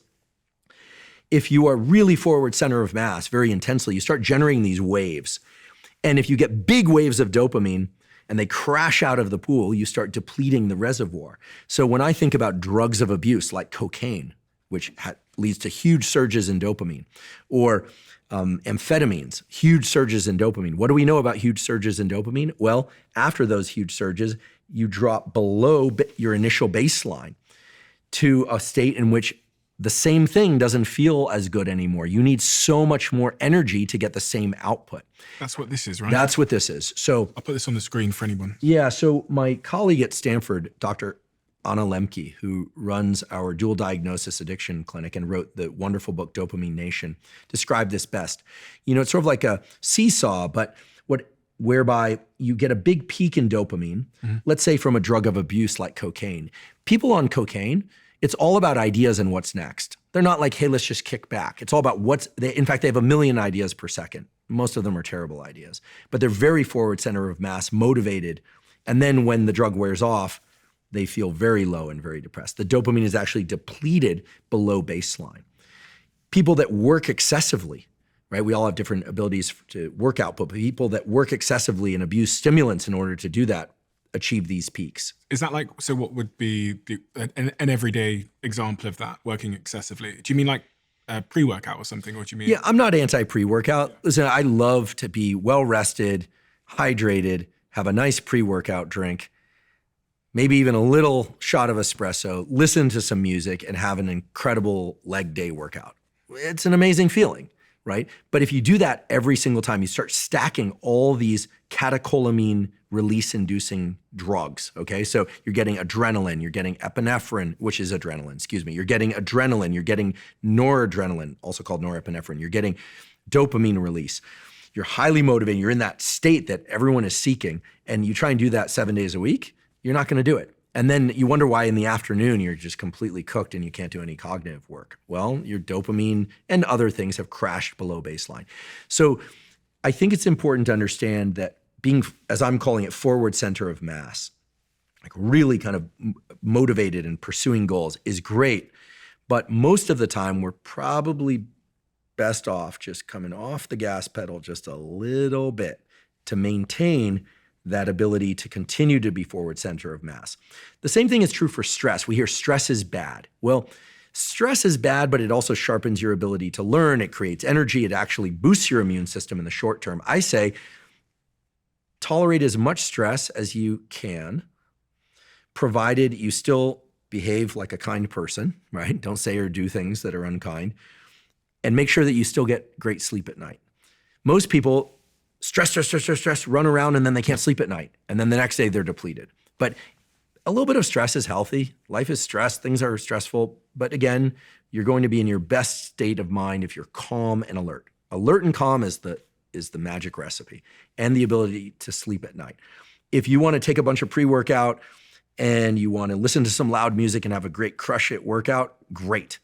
But you should probably also be able to train without all of that. If you're somebody who loves new goals and you're very excited about travel and this and that, great. But do you have to layer in 50 things and then you're sitting around at home and you're wondering why you're so bored when you're back home and why life is so depressing and you need more travel, more stimulation? In every domain of life, we see whether or not it's food or exercise or stimulants or sex or media. If you push things to the max, you're going to feel depleted and understimulated afterwards. And this trough below baseline, as Anna Lemke taught us with Dopamine Nation, that trough is a state that can last a long time. And it's how long? It's proportional to how high that peak in dopamine was. Not how long, but how high that peak in dopamine was. And when you're in that trough, that dopamine depleted state, typically what people do is they try and go out or access things that are going to reactivate the dopamine circuitry, and all it does is drive them further and further and longer into that trough. What's needed is a period of waiting, of non-indulgence in any of these excesses that allows them to return to baseline. We know this from drugs of abuse. It takes more and more drug to try and get what turns out to be less and less of a high. Most all addiction, most all compulsive behavior can be cured, essentially, through a period of abstinence lasting somewhere between 30 and 60 days, which to somebody who's highly motivated to seek that thing or do that thing sounds like an absolute horror. But that is highly effective. So for some people, it's work and stimulants, a number of people taking Adderall and work. I hear from these people all the time. Typically, they are from the tech and finance world. And they're like, why am I burnt out? Well, you've been blasting these catecholamine regulated circuits for years. You need to just except you're going to feel a little low for a week. Then you're going to feel a little less low. Then you're going to come back to baseline. And then, and only then, can you really get back into like full forward center of mass. But at that point, you can introduce, I do think there is a clinical use case for certain ADHD meds, which are amphetamine. There are certain people that need those meds. Other people have driven themselves into this dopamine trough. And so they're seeking out anything and everything to get them out of that trough, when really what they need to do is stay away from all that stuff and just wait. Just wait. Go on holiday or something. Go on holiday. Try and find reward in smaller things. This is why dogs are wonderful, in simpler things. And if that sounds heavy and dull to you, chances are you're a bit in the dopamine loop. I've been in these loops before. They're hard to exit, but once you exit them, you look back on them and you go, what was I thinking? Well, you were in a different state. You're kind of a different animal when you're in pursuit. I think this is so unbelievably important because it really helps people to understand why they do what they do. And before you doing the research on you coming here today and before understanding some of this stuff, I thought dopamine was, I don't know, it was this thing that came in these hits maybe. And if I did something, I got ahead of it, then I returned to baseline. If I did something again, stimulating, I got ahead of it, then I returned to baseline. But what actually is happening is I'm doing something that's stimulating in some way. I'm getting this huge peak, then I'm crashing below baseline for a while. And when I'm below baseline, that's when I'm most likely to want to do something that's going to give me a hit again. That's right. And when I saw that, it reminded me of the CGI monitor, the continuous glucose monitor that I wore, because it was a very similar pattern. Mm-hmm. If I had a lot of sugar, I had a big peak, then I crashed below my baseline. Right. That's a great observation. It's the perfect analogy. Perfect analogy, because these regulatory systems are all about trying to maintain homeostasis. We learn about homeostasis, like the desire for balance. The human body and human physiology is actually geared more towards something called allostasis, which involves kind of stress modulation. But without getting into too many details, these are dynamic systems, meaning brain systems that are designed to allow us to overcome challenges if need be, right? This is why I always push back on the idea that, stress crashes your immune system. You know what crashes your immune system? Being very, very stressed, working a lot, caretaking for someone else, and then stopping. You always get sick when you stop. Oh, yeah. Why? Because actually stress activates the immune system. Makes sense that it would do that evolutionarily, right? And then when we rest, boom, our immune system kind of relaxes a little bit, and then we succumb to that the bacteria or virus. So what does it mean? It means that we should probably learn to modulate. It's like driving a car. Anytime we feel that we're headed toward or in a peak state, we should probably kind of like lean back off that state just a tiny bit, especially if that peak state is coming by way of pharmacology or some extreme circumstance. Just back off a little bit, maybe a lot, okay? So when we do that, we learn to master the transition states between these, what I'm referring to as forward center of mass, flat-footed, or back on my heels. It's a term I learned from a former Navy SEAL operator. He said, with anything in life, you can either be back on your heels, like really challenged, flat-footed, kind of like calm and forward, or forward center of mass, like full tilt. I think most people would do very well to learn to master the transition states between waking and going to sleep, right? Many people can't fall asleep. Many people just kind of like can't turn it off. You can learn how to do that by doing things like non-sleep deep rest, some long exhale breathing, simple, self-directed, zero-cost tools that help adjust your autonomic nervous system to be more what we call parasympathetic, more rest and digest, just long exhales. Might not work the first time, but over time, these become very effective tools to self-direct the shift from forward center of mass to flat-footed to just kind of laying back on your heels, and there you go, you're off to sleep. When you wake up in the morning, some people are just depleted. Maybe you didn't sleep enough, but learning to get forward center of mass shouldn't require, excess caffeine and stimulants and super loud music and, a shocking text or email. Ideally, you can transition pretty quickly into being forward center of mass, but not full tilt forward center of mass. And why do I say this? I think for anyone who seeks to be successful in any domain, academics, business, creative endeavors, whatever, if you want to have a long arc life and a long arc career, you really strive to control these transition states. And when I say control, all it really takes is paying attention to them and paying attention to the fact that, yes, some people just have inherently more energy. They can do every single workout at max output, then shower, they're talking in the gym, then they're off to that. Some people are like that. Some people, like myself, if I give 100% to something in the morning, by the afternoon, I'm a little bit depleted. So I require a 10 or 20 minute non-sleep deep rest or a nap or just some quiet long exhale breathing, maybe a little bit of caffeine, which I'm drinking now. I mean, there's nothing wrong with healthy stimulants, provided they're consumed in moderation. Maybe an energy drink, those can be great too for some people. And then, really going like full tilt, focusing one's attention. And then afterwards, taking a few moments, just moments to downshift. I think we hear so much about the power of meditation or non-sleep deep rest or ice baths. What do cold plunges and cold showers do? They stimulate the release of what? The catecholamines, dopamine, epinephrine, norepinephrine, long duration release. That's why it's useful, in my opinion.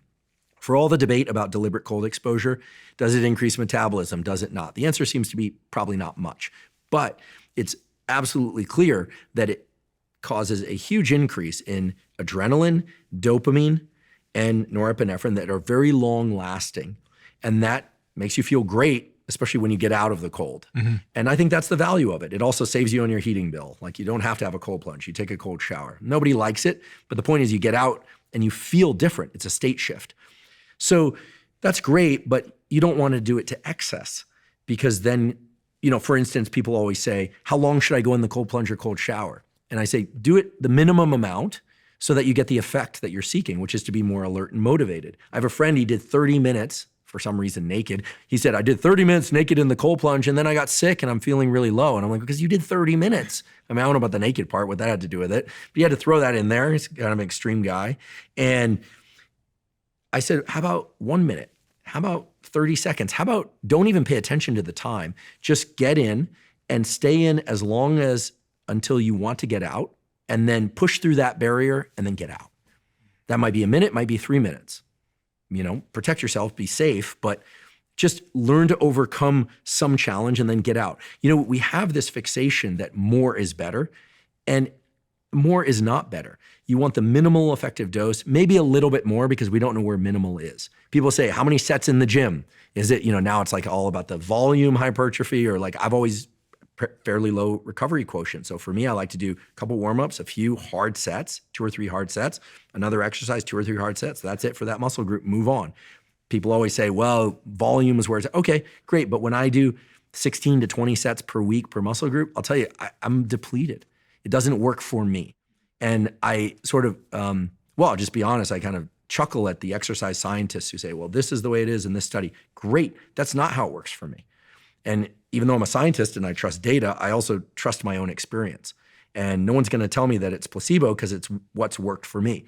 So I think that you have to find what your capabilities are. And I do think if you look at dog breeds, of which I'm obsessed by, if you go to a dog show, which everyone should go to a dog show once, but don't watch the show, go behind the show where you see all the different dog breeds. What you'll see is what I saw the first time I did that. You have dogs where they're wagging their tail all the time. They're super excited, they're alert, you can see their eyes, right? They're just bright-eyed. You can see the Great Danes, they're super still.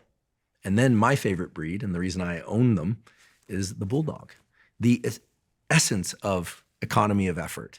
They don't even lift their head off the ground. You walk over, you pet them, they'll like look up at you, they might wink. Very still animals, very powerful, but very still animals. Now, I'm not wired like that, as you're probably getting the impression. I have a little bit more spontaneous movement, et cetera. So I need a lot of mental and physical stimulation in order to be happy, in order to feel fulfilled. So for me, there was a lot of work, and I still do a lot of work in order to learn how to downshift, take it down, become a good sleeper, become a good resetter, reset myself during the middle of the day with things like non-sleep deep rest, which for me has been one of the most powerful tools, or long exhale breathing to just bring myself down. Other people, they tend to have a little bit less energy than life demands of them. So they need to do a bit more cold shower, a little bit more caffeine, but then those people probably need a little bit more rest. They're like the bulldogs of life. I think even though we're all the same species, just like dogs, there's a lot of variation there. So you have to know thyself, as the oracle said, understanding a little bit about the catecholamines, understanding that certain things like exercise, deliberate cold exposure, stimulants like caffeine, and prescription drugs like Adderall, et cetera, powerfully cause the release of these catecholamines, dopamine, epinephrine, and norepinephrine, leading to big increases in energy and focus, but then always, always, always there's a cost, a trough that follows. Accept that, relax through it, then return to baseline and then go forward, or avoid those things altogether. I'm not telling people what to do. Obviously, the prescription drug thing in particular can be, problematic for some people, even addictive. And certainly I'm not a fan of drugs of abuse like cocaine and amphetamine, absolutely categorically. Never done them, never will. And then other people who tend to veer toward, being hyperactivated. A lot of spontaneous movement. These people tend to be a little bit thinner, a little bit leaner, or just have a ton of natural energy. These people should really learn to incorporate more kind of what I would call calming and relaxing practices. Maybe a bit more sauna than cold plunge. Maybe don't crank the sauna to 220. I find myself doing that. I'm like, just relax, like enjoy the sauna. And so I think the key to a good life and a productive life is, again, to learn to master the transition states, understand some of the biology, and to really know yourself, not just your natural tendency, more bulldog-like versus, I don't know, pit bulls always have their tail going, a lot of spontaneous movement. There are other breeds as well. But also know that on any given day, you may be more or less rested. You might be more or less depleted from life experience, and kind of recognize where you're at and figure out what's optimal for that day. In fact, I forget who the guy is. He's on Instagram, and there are a lot of self-help accounts out there. But one of the best things that I've heard recently, and I try and incorporate it into my life, in fact, it's in my notebook, is when I wake up in the morning, I sort of take stock of where I am in terms of how rested I am. I certainly take stock of what I need to do that day. And then I ask, what's something that I can do to make my life that day and the life of others better? Sometimes that means rest a little bit more. Sometimes that means push a little bit more. Sometimes that means call a relative that you haven't spoken to. But thinking about how to make things better on the timescale of a day for oneself and for others, I think is what's manageable. And it's what's realistic. And it takes this whole concept of protocols and biohacking and prescription drugs and supplements and workouts, and it brings a real world perspective to it. So I think we're living in the time of kind of almost avatars of these different things. Like I think about David Goggins, who I know well from the perspective of coworker, right? Where I consider him a friend, but we've never hung out outside of the work context. But I first met David back in 2016, and I'll tell you, he's always that way, at least when I've interacted with him. He's always been, forward center of mass. It was late in the day on a work, this was a thing in Silicon Valley, it was down in San Jose, Santa Clara, San Jose area in, I believe it was 2016, and we had been working all day in this part of this consult for this company.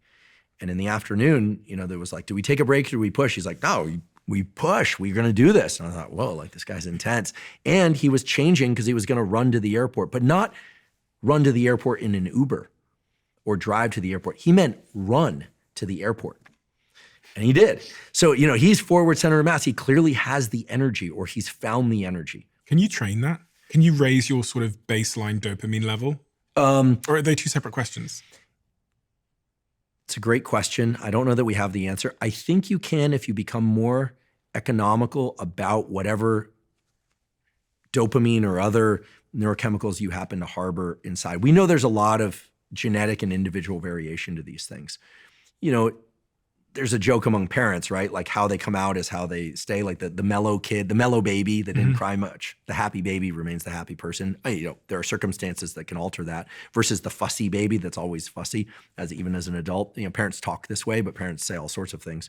But I know people, for instance, like Rick Rubin, for instance, who is very high energy, but very calm. It's part of Rick's magic. He knows how to regulate and control his energy. He has this uncanny capacity to get near things, in particular art, music, and to experience them, really feel them, but not get absorbed by it. Not feel, at least to my knowledge, depleted by it. Some people get kind of absorbed by things and then depleted.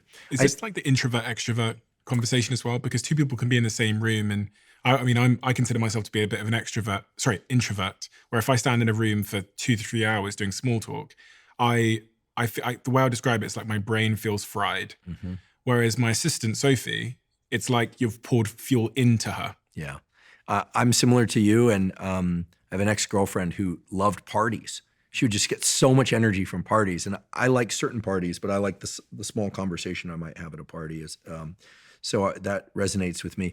I think we can shift, well, to answer the introvert-extrovert question, I do think that some people get energy from social interactions, other people less so. But I know people who are quite quiet, who like social interactions. They're just more an observer in those interactions as opposed to a participant. The introvert-extrovert thing also, at least my understanding of the science, is that it depends a bit on how quickly you fill up with social engagement. Like I like a good party, but after a couple hours, I'm like done. And other people, they can just go. They get more energy from it. I think, we think of Goggins as kind of an iconic example, because he is, of somebody who is capable of pushing himself regardless of what the internal narratives might be. That's my sense, having spoken to him about it on my podcast and observed him on social media and other podcasts. Some people, like Jocko Willink, embody don't even think about it. You do it because it's 4:30 in the morning, and at 4:30 in the morning, you work out. Like, don't think, do. Whereas when I think of David, I think of many things, but in particular about overcoming the voice in the mind that's trying to pull you down and defeating that. In fact, having multiple representations of self in the brain, which is a fascinating thing unto itself.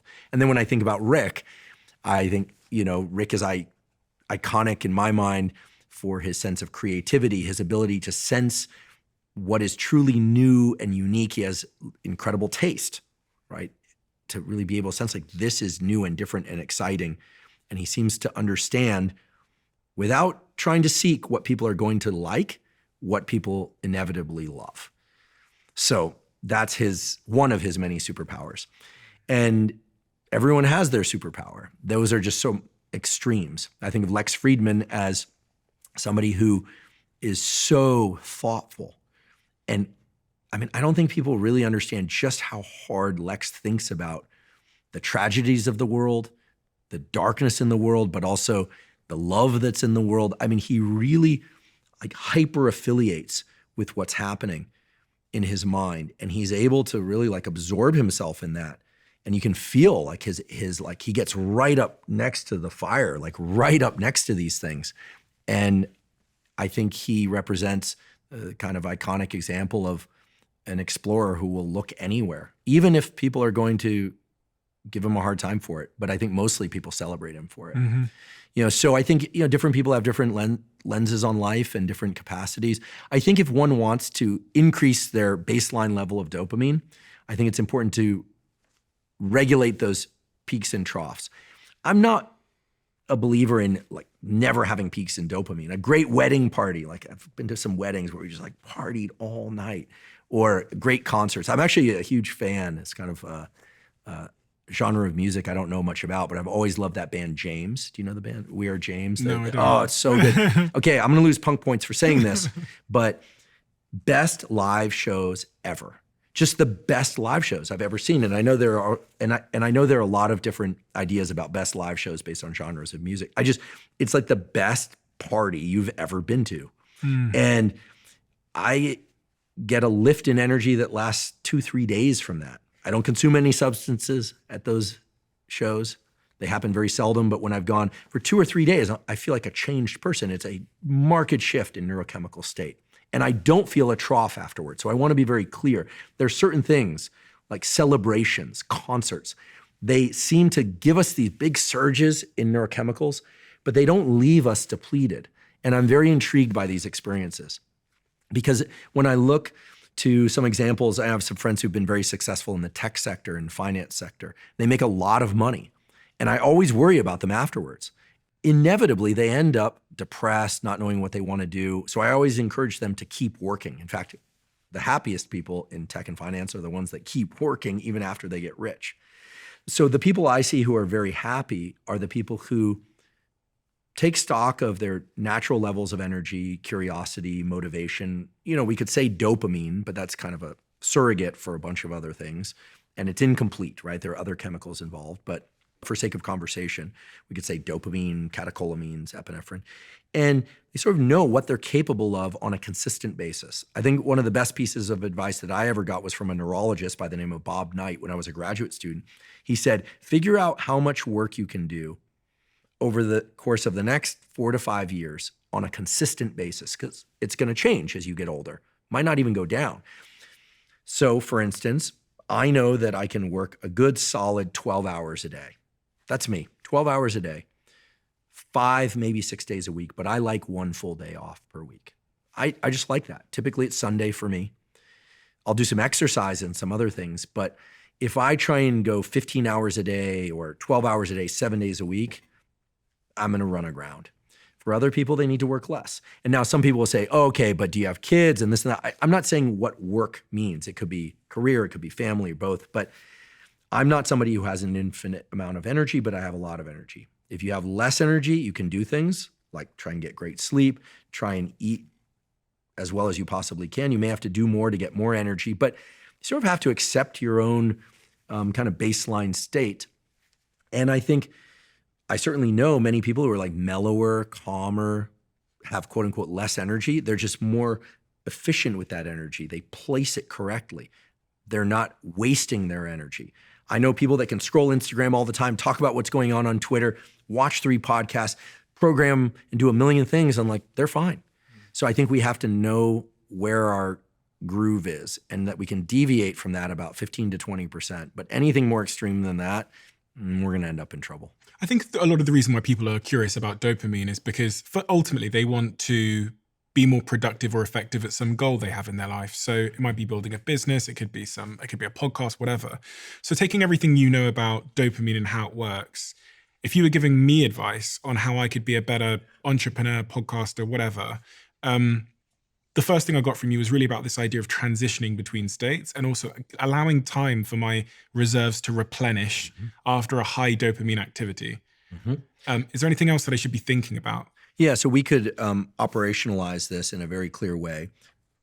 Get enough sleep for you. For some people, it's 6 hours. For some people, it's 8 hours. I'd like to dispel the myth, even though my friend Matt Walker will probably get upset at me for saying this.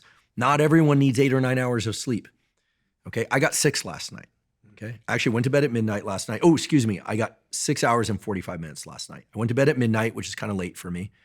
Woke up at 6:45, but get enough sleep. If you wake up in the morning and you can't get more sleep for whatever reason, can't fall back asleep or you have to get out of bed, if you do not feel rested, I recommend doing a 10 or 20 minute non-sleep deep rest or Yoga Nidra protocol. They are available 0 cost on YouTube. You could put NSDR my name if you want to listen to me do one. You could put NSDR Kelly Boys does wonderful Yoga Nidras. She has a very pleasant voice if you prefer a female voice. There's some wonderful Yoga Nidras by a woman named Kamini Desai. Anyway, these are all 0 cost scripts that are available on YouTube. What is that? So non-sleep deep rest. Because you did one Yoga today. Nidra. You did one today. I did one today on the way here. Okay. Yeah. Here's what we know it does. Replenishes baseline levels of dopamine in the basal ganglia. Prepares you for action, both mental and physical action. Can indeed help offset some of the sleep that maybe you didn't get, but you needed. We know that the brain goes into a kind of pseudo sleep in this state. And there's also some evidence that Yoga Nidra and similar practices can improve rates of learning. Okay, so that's sort of the benefits. What is it? It involves what most people will call meditation, but it's different than meditation. You lie down, you could do it seated as well, but you lie down, eyes closed, and you do long exhale breathing. When we exhale, we actually slow our heart rate down. I could talk about how this is. This is through respiratory sinus arrhythmia. This is a relationship between the vagus nerve and the beating of the heart. But in any case, when we inhale, our heart actually speeds up its beat slightly, and when we exhale, it slows down its beat slightly. So it involves a lot of long exhale breathing. It involves a body scan where you deliberately relax different aspects of your body. So first your feet, then your legs, then your hands. It's sort of a body scan of sorts with long exhale breathing. And it takes you into a state that's pseudo sleep. You're somewhere between sleep and awake. Now, the beauty of NSDR and Yoga Nidra is that part of the instruction at the beginning is to stay awake. Now, if you fall asleep, it's okay. Just make sure you set an alarm if you have to go to work or do something else. But by staying awake while being very relaxed, it seems that the nervous system can continue to stay in a sleep-like state enough that you replenish some of these neurochemicals that prepare you for cognitive and physical action. Now, there are 10-minute NSDRs, there are 20-minute NSDRs, there are even hour-long yoga nidras and things of that sort. So it depends on how much time you have before you need to get up. So if you sleep well the night before, you wake up after 6-8 hours and you're ready to go, boom, go. But if you're not, I highly recommend doing a 10, 20, or 30-minute NSDR practice. You will find that you will be far more rested. You will feel far more mentally and physically vigorous when you emerge from that. It's remarkable. And Matt Walker's laboratory and I are gearing up to do some studies on this to figure out exactly what's happening. Is the brain really going into sleep, or is it something, entirely different? We don't quite know yet. In any event, it most certainly works. And soon we'll know the exact mechanism in the brain, but this dopamine, this re-upping of dopamine is very, very clear from the existing studies. So what are you doing there? You're essentially filling the reservoir for the day of activities, okay? Then I recommend hydration, which has a profound effect on energy levels. So 16 to 32 ounces of water. People debate, drink out of plastic or don't drink out of plastic. Do you have to purify your water, et cetera? Listen, it depends on budget and interest and level of paranoia. I drink a filtered water. I tend to drink out of ceramic or glass, but I am somebody who will occasionally drink out of a plastic water bottle. I'm not neurotic about that sort of thing, but look, if you are, fine. And we could all do well to limit the amount of plastic waste in the oceans. So there you go. Hydrate. Then some people, like myself, do very well to get some exercise and sunlight, ideally simultaneously, but certainly get some sunlight and exercise prior to caffeine. Some people do, some people don't, okay? I also understand and totally support people who just want their coffee or tea first thing in the morning. There's no rule that says that you can't do that. But for me, what I would do is I'd get up, use the restroom if you need to, hydrate, and then get some bright light in your eyes, ideally from sunlight first thing in the morning. Why? Well, there's a whole story about circadian biology here that I could tell you, but I've done that many times before. Suffice to say that getting bright light, ideally from sunlight in your eyes, even through cloud cover, so if you're in the UK, even through cloud cover, increases the amount of cortisol release in your brain and body markedly. That is a good, healthy increase in cortisol that is associated with the transition to waking up. So we know that bright light in the morning, especially from sunlight, increases daytime mood, focus, and alertness, and it will improve your sleep later that night. Can I ask then, because I woke up in a hotel this morning and because of you, I now think about sunlight a lot. So I woke up and I have a balcony in the hotel, but I can't see the sun because the sun is on the other side of the hotel. Right, so you're west facing in the morning and it's coming up in the east. So here's the ideal circumstance. You go outside, you take your sunglasses off. Eyeglasses and contacts are fine even if they have UV protection. You face east, it's a clear morning, the sun is there. Maybe it's even rising across the horizon. And you watch it for 5-10 minutes and then you go back inside and carry about your day.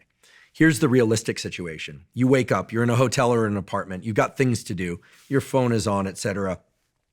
What do? Get out onto the balcony, get some natural light. The ambient light, as we say, is still far brighter outside, even on an overcast day, than it would be indoors with the brightest possible overhead lights. Now, there are seasonal affective disorder lights, so-called SAD lights, that are designed to generate 10,000 lux or more and simulate sunlight. There's really no simulation for sunlight, but those special lights are a special circumstance. Here's what I know for sure, and everyone will agree, that it's much brighter outside, even on an overcast morning, than it is at night, okay? You can see even on an overcast day, typically without a flashlight. That tells you there's a lot of photons, a lot of light energy outside. So the best thing to do is just get outside, especially on overcast days, and get some ambient light in your eyes. When I say view morning sunlight as soon as possible after waking up, two questions always emerge. First is, what happens if I wake up before the sun comes out? Well, listen, unless you have powers that I'm not aware of, you're gonna have to wait for the sun to come out, okay? I just don't have any way to make it rise any faster for you. So, and if you do, please email me and let me know how that's done. But the point here is that on an overcast day, or even if you're not looking in the direction that the sun happens to be rising, you're still getting sunlight. The photon energy is what arrives at your eyes, eventually triggers activation of cells in the neural retina, this pie crust-like tissue that lines the back of your eyes, and signals to your brain it's time to wake up. So when I say view morning sunlight, a lot of people think they need to see the sunrise across the sunset. I don't mean you need to see the sun as an object. You need to see the light emitting from the sun. And even on overcast days, that's there. Now, on a densely overcast day in the thick of winter in the UK or Scandinavia, it can be quite dark, even in the morning and throughout the day. In that case, you'll really want to strive to get some bright artificial light exposure in the morning and throughout the day as well. But this business of getting sunlight, and we can put light in capital letters, not necessarily seeing the sun as an object, but getting sunlight in your eyes early in the day increases that cortisol peak and its duration. This is great for your immune system. It's great for alertness. And when we hear cortisol, normally people think bad. Oh, cortisol is bad. No, cortisol is terrific. You need cortisol. Trust me, people who have deficits in cortisol production or regulation have all sorts of problems. We're talking about getting a healthy, big increase in cortisol early in the day that carries your energy until the evening, and then the cortisol drops off. What about shift workers? Shift workers, God bless them. They're essential for so much of what we do and consume and need, so we have to be grateful to them. They unfortunately are in a very compromised health state. Often they have digestive issues, mood issues. It's a real problem, and it's very dependent on the particular shift. The worst case scenario for them is the swing shift, where they're working days, then they're working nights on the order of 3 days on, 3 days off, et cetera. It's terrible. We know that health outcomes for shift workers are so much worse. We know that a few things can help.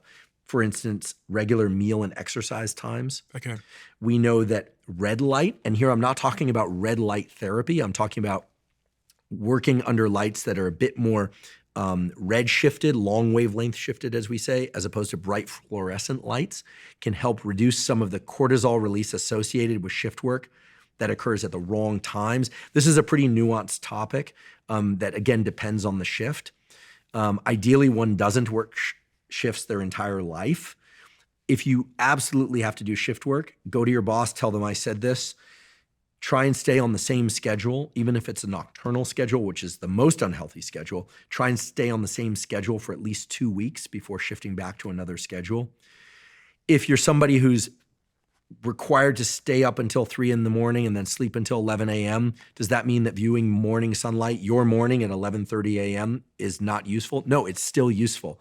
Try and keep things as regular as possible. That's my advice. Mm-hmm. But for people who are on a typical, what we call diurnal, daytime active, as opposed to nocturnal, nighttime active schedule, this business of hydration, sunlight, movement, even if it's skipping rope for 5 minutes or jogging in place or just swinging one's arms or getting a little walk in the morning, immensely beneficial.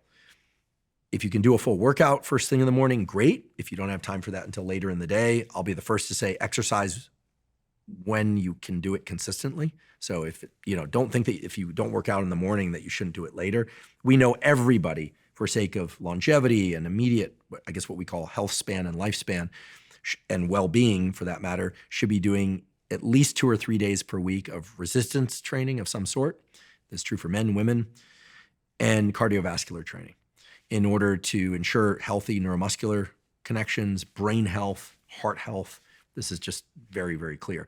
If you do that early in the day, fine. If you do that on your lunch hour, fine. If you do that in the evening, fine. Just make sure whatever you do in order to get that workout, whatever caffeine or pre-workout that you're taking, doesn't inhibit your ability to get a great night's sleep, because sleep is the ultimate restorative. It's what really is the foundation of mental health and physical health. And I can say, if you want to be, because this question started off, what can you do to be, have the best dopamine system, the best energy, the best creativity? As you move through your day, notice your energy levels. Certainly I believe that people should eat mostly non-processed or minimally processed foods. That's very clear, regardless of whether or not you're vegan, vegetarian, omnivore, or carnivore. And eat amounts and foods that allow you to have sufficient mental energy. So for me, that largely means high quality protein and fibrous vegetables and fruit throughout the day. What's your vice? Any carbohydrate with melted Parmesan cheese. So thin crust pizza, pasta with Parmesan cheese, especially if there's like a Diet Coke nearby, or, oh goodness, I can just consume.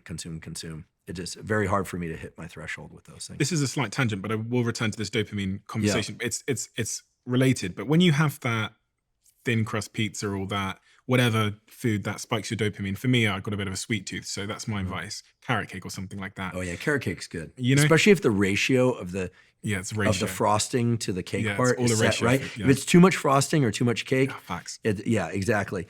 No go. But if it's just the right ratio, So if Yeah. I had that carrot cake yesterday, which no one knows about, I kept it to myself, but does that mean that I'm more likely, with the understanding of dopamine, to want carrot cake again tomorrow, the day after, because I've got into a bit of a carrot cake cycle? Because I think everybody, when they think about their relationship with sugar, understands that if they just laid off sugar for like 3 or 4 weeks, the cravings seem to die down. yeah. It's an interesting question. I don't think we have the exact answer. Some would argue that we should have more of a kind of balanced relationship with food, whereby if we really crave something, that we should allow ourselves it, provided it's not some addictive substance or something. You don't want addicts relapsing. Here we're talking about food. We're not talking about drugs of abuse, et cetera. But is food not addictive in the same way? Well, food can be very compulsive. I think some people are addicted to food. I define addiction as a progressive narrowing of the things that bring you pleasure. We could probably attach to that, the classic definition of addiction is where continued consumption or engagement in a given activity is actually maladaptive for your life, right? I mean, if you have 4 pieces of carrot cake this week, I doubt, given the shape that you're in, it's going to shorten your life. You might not feel great, but it's not going to shorten your life. You're certainly not going to lose your income like somebody who's a gambling addict would. This kind of thing. You're not going to throw your life away or go rob somebody in order to get that carrot cake. Although, But is it doing that? And I'm pointing now at the dopamine wave thing. Yeah. Am I having a dopamine crash? you are. And Anna Lemke describes this best. And you can do this experiment. It's kind of a fun experiment for you chocolate lovers. Abstain from chocolate for, say, a week. And then pick your favorite chocolate and take a little piece of that chocolate and put it in your mouth and taste it. And of course, it will taste delicious. It'll taste wonderful. But if you notice, very quickly, your brain shifts to a sense of wanting more. Not so much savoring the chocolate that you're eating, but wanting more. And you're thinking about, well, how much am I going to take? I'm going to take this square. Oh, that other square next to it broke off a little bit. Guess I got to eat that one too. So that's the dopamine system in action. And then what happens is you eat half the chocolate thing and you go, oh, I don't feel that good about it, but I kind of want more anyway. Why? Well, you're in that dopamine trough. The same amount of something is giving you diminishing returns. What's the way to make that chocolate taste absolutely fantastic again? Abstain. Now, there's also an interesting phenomenon, and this is why I said I can't be exactly sure how to answer your question accurately, that is. I have several friends, just by way of example, who reach their 40s quite overweight, 50s quite overweight, 30 to 60 pounds overweight. And they'd come to me and they'd say, I want to lose weight. Every single one of them has been highly successful in rapidly losing that weight and keeping it off the following way. And I'm not a nutritionist. I say, you can eat meat, fish, eggs, chicken, fruit, and vegetables, and that's it. And drink water and caffeine, and don't consume calories and beverages. And every single one of them lost 30, 60 pounds and has kept it off. Now, Lane Norton and I, who are friends and colleagues in the health space, he'll say, well, they created a caloric deficit, and so they lost weight. I'd say, absolutely. I would also say, and I think Lane would probably agree, although there's no randomized control trial to prove this, that in eating that way, mostly whole, unprocessed, or minimally processed foods, they did several things as well. One is you start to learn the relationship between how something tastes, its caloric value, its micronutrient and macronutrient value. What do I mean? When you eat a steak, like let's say a 12-ounce ribeye, if that's in your nutrition plan, meaning you allow yourself red meat, let's say you eat that, you taste it. It's very savory. Hopefully it tastes really good. If it's cooked properly, it's a great cut. And your brain learns the relationship between steak and calories and nutrients and amino acids. There's this whole amino acid foraging hypothesis of nutrition. Then you eat fruit, you taste the fruit, you actually taste it. Now, this is far and away different than if you're consuming hoagie sandwiches and hamburgers and cheeseburgers. There's something about removing the bread. There's something about removing the pasta. There's something about removing those foods that I believe has nothing to do with those foods being bad. In fact, I love bread and pasta, high quality bread and pasta, and I do consume those, but I'm not trying to lose weight nor gain weight. When people eat in that way, meat, fish, eggs, chicken, fruits, and vegetables, and nothing else, for a couple of months, what every single one of them says is, well, then we had this party and, the kids were having birthday cake. So I decided to allow myself a slice of cake. They ate it and it tasted disgusting to them. Or they, in some cases, threw up, where they just felt like it was gross. Whatever positive association they had with it before, it no longer exists. And then they get right back on their, let's call it diet, and they continue along their way. And they're very relieved to learn that they actually enjoy healthy foods. I think that we can rewire. In fact, we know that you can rewire your association between nutritive value, taste of food, calories, and micronutrients. And so when I hear about these highly restrictive elimination diets where people do only meat, which frankly does not seem healthy to me, I think some fiber from other sources is good, although I'm sure Paul Saladino will come after me, probably with a drumstick or something. Jordan Peterson. Or Jordan. Whatever Jordan's doing seems to be working for Jordan. So I'm not going to argue. People should do as they will, but I'm an omnivore and enjoy that. But I think when people do elimination type diets, the more important thing is that they're learning this association between taste and calories that seems to really work for them, and the pleasure of eating certain foods and really dropping into the quality and the taste of that food. When we crave a food and it's kind of an indulgence food, like chocolate or carrot cake or something, it's more along this dopamine transition from peak to trough. Now, when I love steak, my dad's Argentine, I'm half Argentine, so I love a great beef de chorizo or I love red meat, but I don't eat 2 ribeyes. I eat 1 and I'm good. And so I think that there's something very sating about high nutritive quality food that includes fruits and vegetables, and the vegans have their choices and the vegetarians have their choices. And so much of what we think about when we think about dopamine and food is, yes, highly processed foods, candy, packaged goods, cookies, chips. They drive this craving for more, but people don't actually enjoy them that much. They just require them, or at least they think they require them. So I encourage anyone who feels addicted to those foods to take a, healthy approach. Consume enough calories, don't go on a crash diet, but try eating really high quality, unprocessed or minimally processed foods for just a couple of weeks. At first it's murder. They just can't do it. And then inevitably they call me and they say, I feel so much better and I don't even want that stuff anymore. It's interesting how that then correlates with your own motivation. And we fly out here to do this podcast and we come out sometimes for 2 weeks, 3 weeks, sometimes even 4 weeks. And we all eat the same thing pretty much throughout the day for those 4 weeks. So it's almost a dietary intervention for me, because when we finish recording, my food is going to be there and I know what it's going to be. It's going to be basically a salad with meat in it, certain vegetables, etc. And so it becomes this like intervention. Going to LA is this dietary intervention. And what happens is when I come here and have that salad every day with various different meats and various different vegetables every day, is my motivation to go to the gym for some reason improves. My sleep ends up improving. And it's like that one sort of dietary intervention has this really downstream impact on everything else. I get in the best shape of my life. I'm motivated. I feel good. I drive along. It might also be the sunshine out here, but and I think people don't realize that even, as you say, a week or two having that dietary intervention, cutting out the crap, can have such a big reframing on your perception of food, how you experience it. And now I'm excited about the bloody salad. Yeah, it's wild how healthy foods become more attractive to us the more we consume them and the more we avoid unhealthy foods. I think also a lot of people don't know how great you can feel getting some morning sunlight, great sleep, eating nutritious food. And once they experience that lift in energy and mood, it's kind of addictive in its own right. Now, I also think it's important to not be too restrictive, right? Around the holidays or something, I love a great slice of pie, like I do these things. I think if one gets enough movement, then you're fine.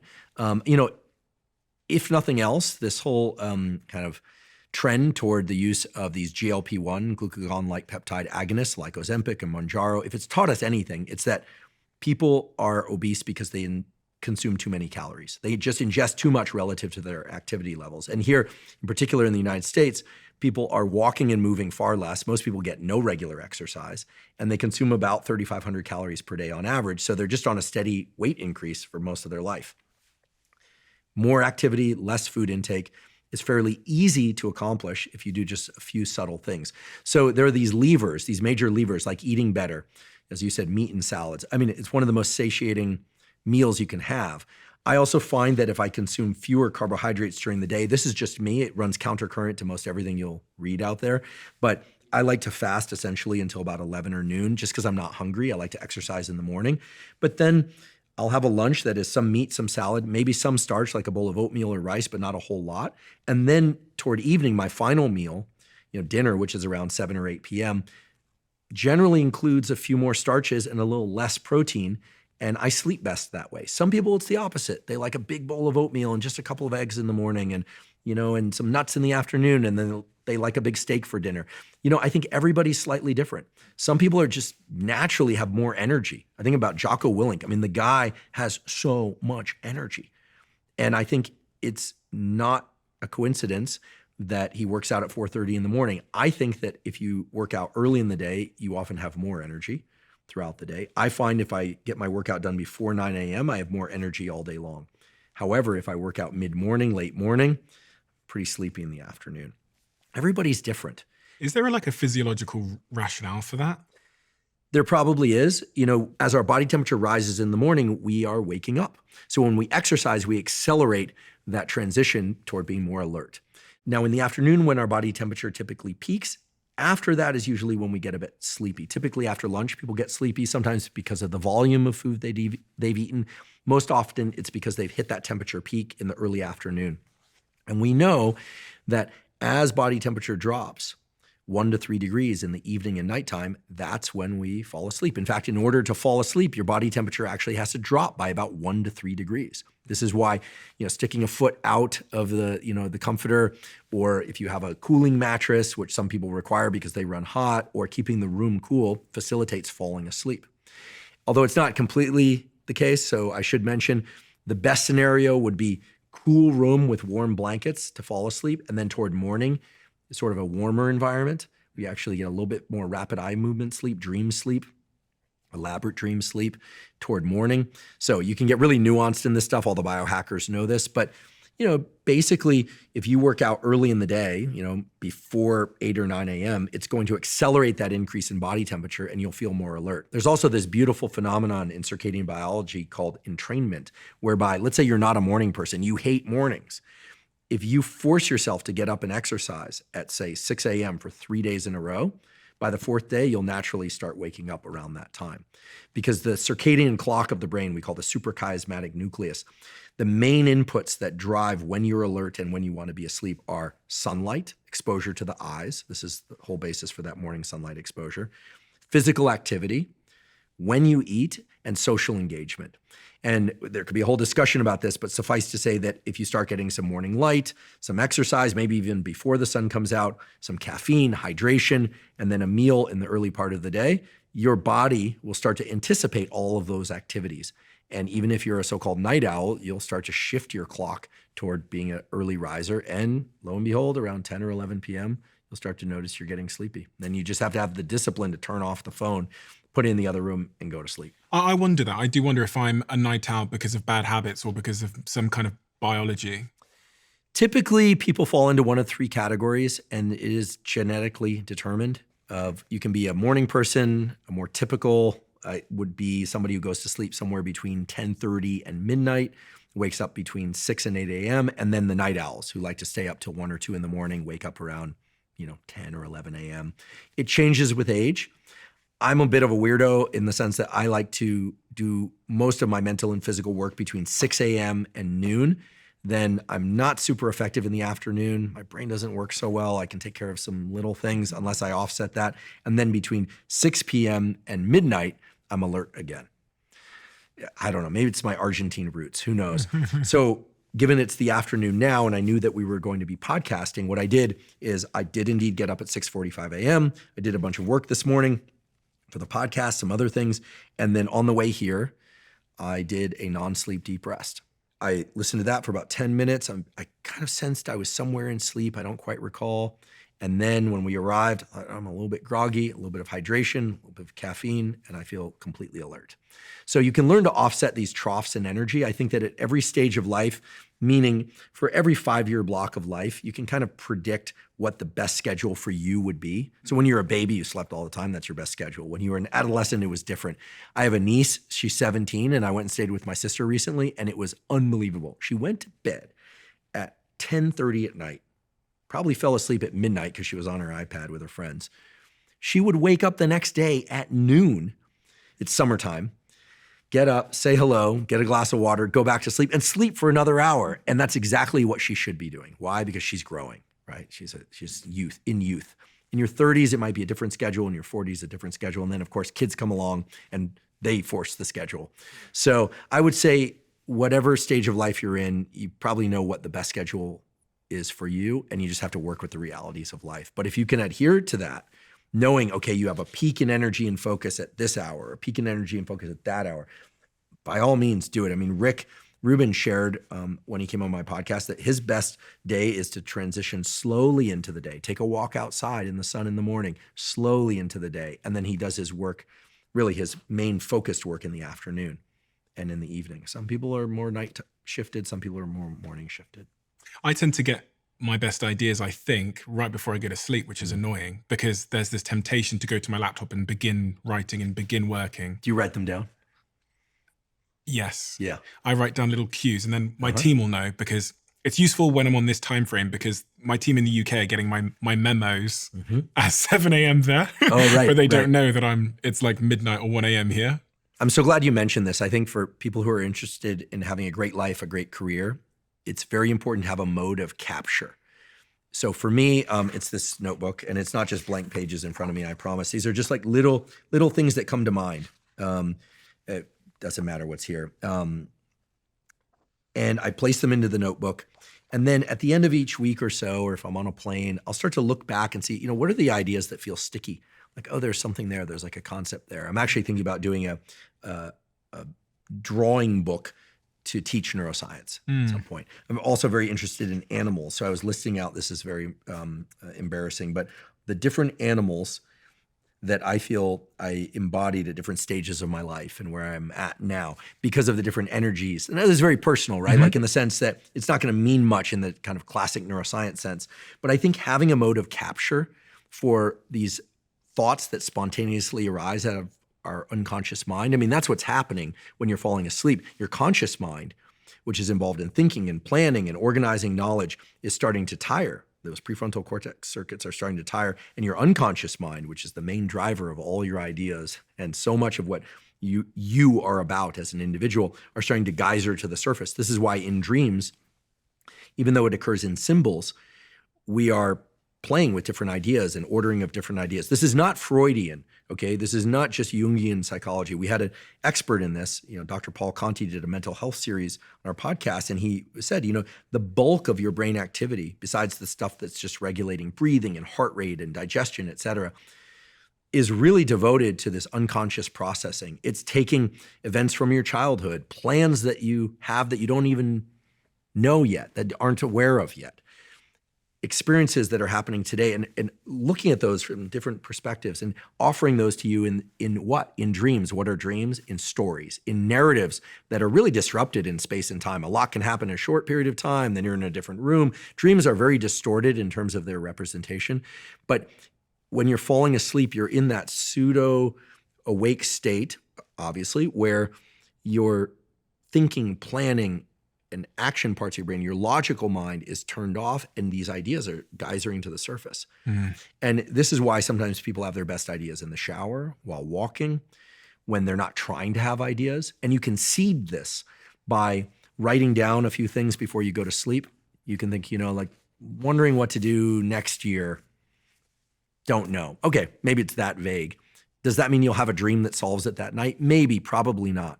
But chances are, if you pay attention to, during the day, you'll be walking along, or for some reason, this always happens to me when I'm urinating. I don't know why. Like I go, I don't know, maybe it's because I'm relaxed. Like I go, especially if I'm in nature and I'm hiking, I'll go like take a pee behind a tree, and I'll be like, oh, I have an idea. I don't know why that is. I think it's because I'm not thinking about doing anything except, I'm taking a leak behind a tree. I guess this is very forthcoming for me to admit this. But some people say in the shower, other people while they're running. One thing that I think is really useful for coming up with ideas, I seem to be mentioning Rick a lot today, but one thing I observed when I spent time with Rick is he has a kind of a practice, although he's never said this formally, where he'll be very still with his eyes closed. And I thought maybe he's meditating, maybe he's sleeping. And it turns out he told me that his mind is very active in that time, even though his body is very still. Now, that sparked something in me because I have a guest, or had a guest on my podcast by the name of Carl Diceroth. He's one of the luminaries in the field of neuroscience and one of the best bioengineers in the world. He's also a psychiatrist, a brilliant guy. And when he came on my podcast, he said that he has a practice every night after he puts his 5 kids to sleep. He's one of these hyper-productive people where he sits down and he makes himself stay as completely still as possible and forces himself to think in complete sentences. And I thought, this is interesting because it was also reported or purported that Einstein would take walks and then occasionally just stop and let his mind continue in thinking while he stopped his body. And when you start looking back through history of science, history of music, et cetera, you'll find that there are these hyper-creative, hyper-productive people that have a practice of making their body completely still and their mind very active. Not meditation, where you're trying to just focus on your breathing, but they're actually actively thinking while keeping their body very still. Now, I find that fascinating. I also find it fascinating that some people, for instance, myself, if I take a long run, which I do every Sunday, I make it a point to run for 60 to 90 minutes every Sunday. Not fast, but I just go. Inevitably, during those runs, I come up with some of my best ideas. It puts my brain into a state where things geyser up from my unconscious mind. And so that state of mind is one in which the body is very active and I'm not trying to think about anything. So you have these two inverse states. One is body still, mind active. The other is body active, mind kind of free running, kind of just like spooling out. When I'm running, I'm not thinking about anything. And then ideas spring to the surface. In the neuroscience of creativity, we know that there's a meditation practice that's been studied called open monitoring meditation. Most typical meditation is you sit or lie down, close your eyes, maybe lotus position, maybe not, and you concentrate on your breathing. You bring your attention constantly back to your third eye center. Work from Wendy Suzuki's laboratory at NYU has shown just 10 to 13 minutes of that practice every day can improve memory, in particular working memory, which is your ability to keep thoughts online, lower stress, and other benefits. There's a different form of meditation, which is open monitoring meditation, where you sit or lie down, close your eyes, and you actually are paying attention to everything around you. You focus your attention there in the room, there in the room, there in the room, or you just let it all just kind of sift over you. You're not actually focusing on your breathing. And that practice of open monitoring meditation is associated with improved creative capacity. Now, improved creative capacity, in air quotes, is something that's measured in a laboratory. So synthesis of new ideas, creative solutions to a puzzle, et cetera. We're not talking about writing great works of music, but in a laboratory, you only have so many things that you can sample or measure, typically in undergraduate students. So I am kind of just tossing all of this out there as a means for people who are interested in improving their creativity or exploring creativity to not just wait, have a mode of capture. Write things down, or maybe jot them into your phone or voice memos. Maybe do open monitoring meditation. Maybe sit and force yourself to think in complete sentences with your body still. Maybe go for a long run or walk where you're bored, you're not listening to anything, and see what comes up. I think everyone does this differently, but if you're able to access this state of mind, it can be immensely powerful because great ideas come to you. So movement was the last one in the dopamine. We were doing this nice dopamine like tree of things. Sleep, we did the NSDR, non-sleep deep rest. We did the hydration, exercise, sunlight.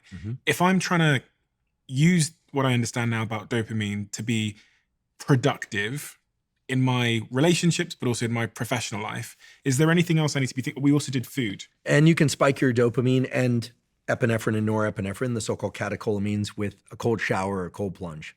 It is a state-shifting tool. That's really what it is. I like to do sauna and cold at least once a week. Most people don't have access to a sauna. If you don't have access to a sauna, no big deal. You could take a hot bath. Just don't scald yourself. And if you're a male, saunas now because of the someone told me that it might fry my sperm? Oh yeah, let's have a very frank discussion about that. It won't fry them, but it will definitely deplete the number of viable sperm. So if you are interested in conceiving, just understand that the cycle for genesis of sperm, spermatogenesis, takes place over the course of somewhere between 60 and 90 days, depending on exactly what part of the cycle you're referring to. Heat is not good for sperm. This is why testicles exist outside the body, why the scrotum can both contract and sort of relax. And if you go into a sauna or a hot tub or a hot bath, you will lower the number of viable sperm that you produce over the course of the next 60 to 90 days. So if you're trying to conceive, you probably want to avoid those circumstances, unless, of course, you go into a sauna and you take a cold pack with some insulation, please, and you put it in your groin. That's a straightforward way to maintain coolness of the testicles and maintain sperm while in the sauna. It's not going to permanently deplete your sperm, but it will dramatically lower viable sperm count, forward motile sperm. We know this also from people that sit too much or people that have larger legs. I mean, these studies have actually been done. If you look at the correlation between amount of time seated, especially driving or on a hot car seat, and sperm count and viability, there's kind of an inverse relationship there. Does that mean that you should actively cool your testicles? Or there's a whole culture of this on the internet. There are products that people can buy. I think they're, what are they called? Snowballs. It's like, I think they're called, which is like cold underwear or something. I think that's getting a little bit excessive. However, there's a kind of basic understanding that heat isn't good, excessive heat isn't good for sperm. And the whole rationale behind cold plunges for sake of testosterone in sperm probably can only be substantiated by the fact that if you get into a cold bath or cold shower and then you warm up, you vasoconstrict, so you reduce the blood flow to the area, and then you're going to allow much more blood flow into that area after they warm up again. But again, heat is bad for the testicles. So if you're not trying to conceive, no big deal, or you could bring an ice pack in there. I will also say, and this is a very important public service announcement, don't think that you can use hot tub or hot bath or sauna as contraception. I don't know that it's that effective. And I can assure you, without having looked at the data, that many child has been conceived, despite the fact that people were in a hot tub or bath or sauna. Whether or not they were actually conceived in the bathtub, hot tub, or sauna is obviously none of my business. Perfect TED has, quite frankly, taken the nation by storm. A small green energy drink that you've probably seen popping up to a Tesco or to a Waitrose. They've grown by almost 10,000% in a very short period of time because people are sick and tired of the typical unhealthy energy drinks and they've been looking for an alternative. Perfect TED is the drink that I drink as I'm sat here doing the podcast, because it gives me increased focus. It doesn't give me crashes, which sometimes might happen if I'm having a 3, 4, 5, 6 hour conversation with someone on the podcast. And it tastes amazing. It's exactly what I've been looking for in terms of energy. That's why I'm an investor, and that's why they sponsor this podcast. And for a limited time, Perfect TED have given Diary of a CEO listeners only a huge 40% off if you use the code DIARY40 at checkout. Don't tell anybody about this. And you can only get this online for a limited time, so make sure you don't miss out. The other thing that I'm curious about as it relates to dopamine is pornography. I think pornography has become more readily available now than ever before. Certainly. I can go on any social media platform, especially X, and I scroll down for long enough, I will be exposed to pornography, whether I chose to go and seek it out or not. Yeah, it'll find you. It'll find you on pretty much every application. So it's especially concerning for young people who are in those formative years. But what is your view on pornography, dopamine, and the overall social harm of pornography? Yeah, so this is a controversial topic because obviously people have different opinions on limiting personal freedom, right? Both expression and consumption of pornography, right? But moving that aside and just focusing on things through the lens of biology and the dopamine system, we know that the more stimulating, the more intense an experience, the greater the increase in dopamine. I mean, it's very clear based on neuroimaging studies that, more amphetamine causes bigger increases in dopamine than less amphetamine. More cocaine causes bigger increases in dopamine than less cocaine. Caffeine can cause an increase in dopamine, but it's not nearly the kind of increase, the peak that is, that you observe with amphetamine or cocaine, all right? So we can't just say stimulants, and we can't just say sex. We can't just say pornography. We have to ask within the domain of pornography, because we know that sexual activity, and in particular anticipation of sexual activity, okay, this is important. Anticipation of sexual activity raises dopamine levels. Then the question is, what is the range of things and the range of dopamine increase? Now, while there hasn't been a very systematic exploration of this, we know that, a lot of pornography is extreme, right? It involves more than two people. It can involve all sorts of dynamics that for some people are going to be hyperstimulatory, okay? So this is very different than, I guess, what people would call soft pornography, quote unquote, right? And here, these are subjective labels. So let's just pick a hypothetical scenario. A person is viewing a lot of, let's say, high intensity, high dopamine for them, releasing pornography. Okay, for some people that might be pornography of genre A. For other people, it might be pornography of genre B. For somebody who never looks at pornography, maybe it's quite mild, but for them, it's actually quite intense in terms of the amount of dopamine it releases. Now, what do we know based on dopamine dynamics? Remember, dopamine is the universal currency of motivation, seeking, and reward. It's not like there's dopamine unique to pornography versus dopamine unique to food. It's just a matter of levels and duration. If somebody is consuming, let's call it very intense, AKA high dopamine releasing pornography on a regular basis, what do we know? That peak in dopamine will start to lessen. It'll be lower and lower, and the trough in dopamine after they view that pornography will be deeper trough and longer trough, meaning they are very likely, we don't know for sure, but very likely to seek out more and more intense experiences to try and just get them back to baseline. Pretty soon, the pornography that at one time was very stimulating for them is no longer stimulating. Now, the concern here is that, and let's just be frank, we're not just talking about viewing pornography. We also have to ask ourselves, what are people doing as they view this pornography? This is a conversation that should be had, but I have to do it in a way where I'm not imparting moral judgment on any of it. I'm not saying people should masturbate or not masturbate. That's none of my business, frankly. This is highly individual. It relates to all sorts of things in terms of values, et cetera. The point is, however, that we know that orgasm is a dopamine-related event, and post-orgasm, there's an increase in a molecule called prolactin in the brain. Prolactin actually, in part, sets the refractory period in which there can't be further erection in males and orgasm in males, okay? And in females, it really depends. I mean, there's this whole world. I mean, Dr. Rina Malik is far more skilled to discuss this than I am about, different types of orgasms in women, et cetera, the extent to which multiple orgasms can occur in some individuals, not others. I think the general belief is that it's possible in most anybody, including males and females, right? But that it's more typical in females than in males, this sort of thing. Here's the point.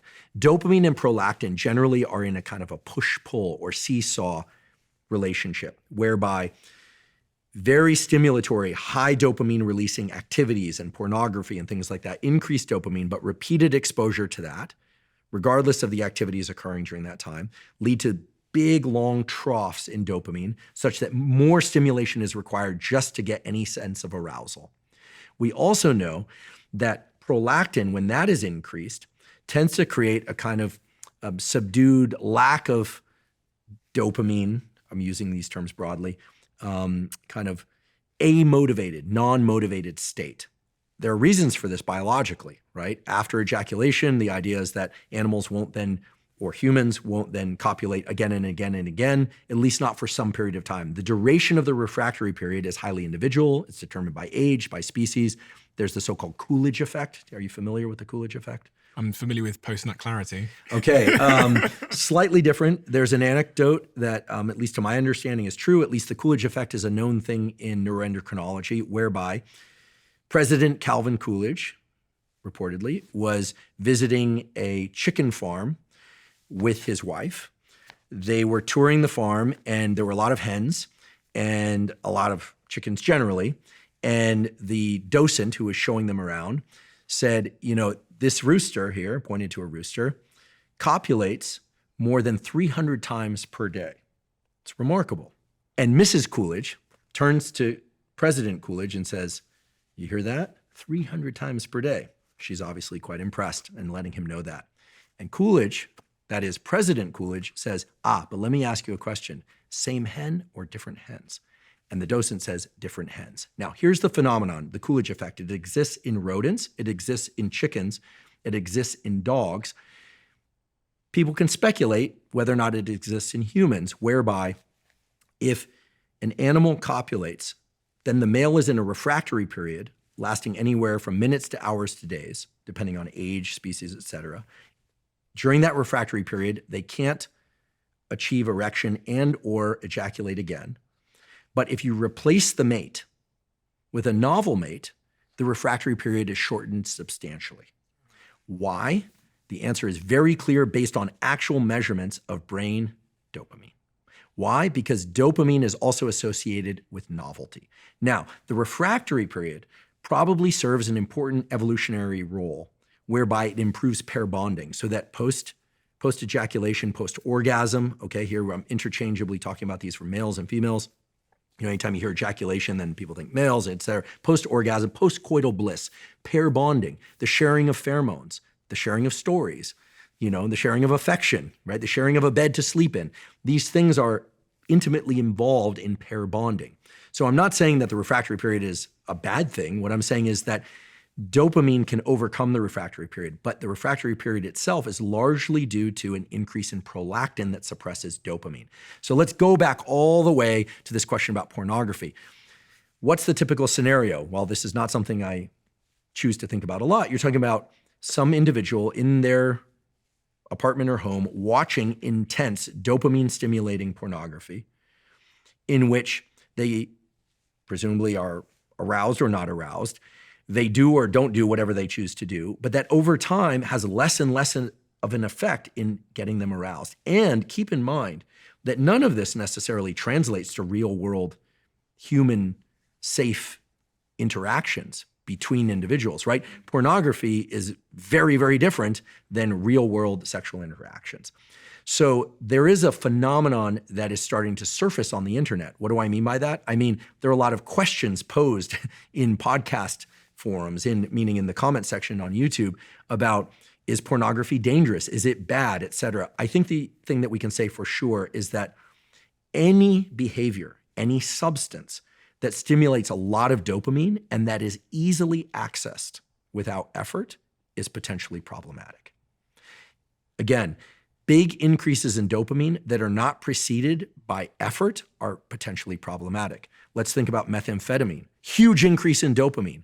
Was the brain designed to release dopamine in response to amphetamine? No, the brain was designed to dole out dopamine, give out dopamine at a level and duration that is commensurate with the pursuit of some evolutionarily adaptive goal. Methamphetamine bypasses that, gives you a huge surge in dopamine, which is why people feel miserable afterwards. They crave more just to get back to a lower level of dopamine. Same can be said of gambling, in particular in people that are very prone to gambling addiction.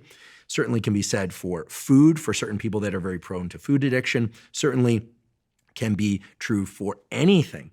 But when it comes to pornography, because of the, as you pointed out, the ready availability of pornography, in particular, let's just call it intense pornography, or that includes a lot of different other stimulatory elements, multiple people, a lot of scenarios that can be accessed on the internet, right? Certainly not things I'm suggesting people go look at, but that is potentially problematic because it raises the threshold of the person that's viewing this as what is arousing, to the point where pretty soon they need those hyperstimulatory environments or stimuli in the form of pornography in order to get aroused. And again, none of that translates into the ability to have conversation with partners or the ability to, have discussion in real world circumstances.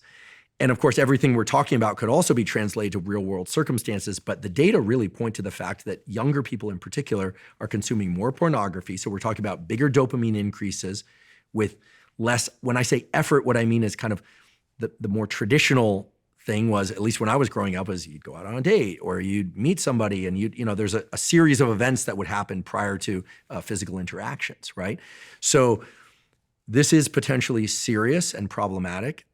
There's a lot of judgment, and understandably so, because people arrive to this sort of discussion with a lot of different backgrounds in terms of religious backgrounds and what they think is okay or not okay.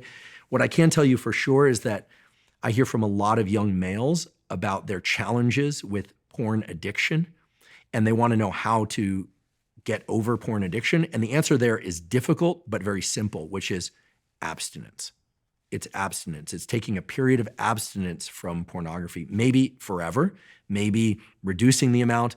This is where it gets very tricky, very subjective, and it's almost impossible to kind of have the discussion without getting into some murky territory. Yeah. But it's a real issue.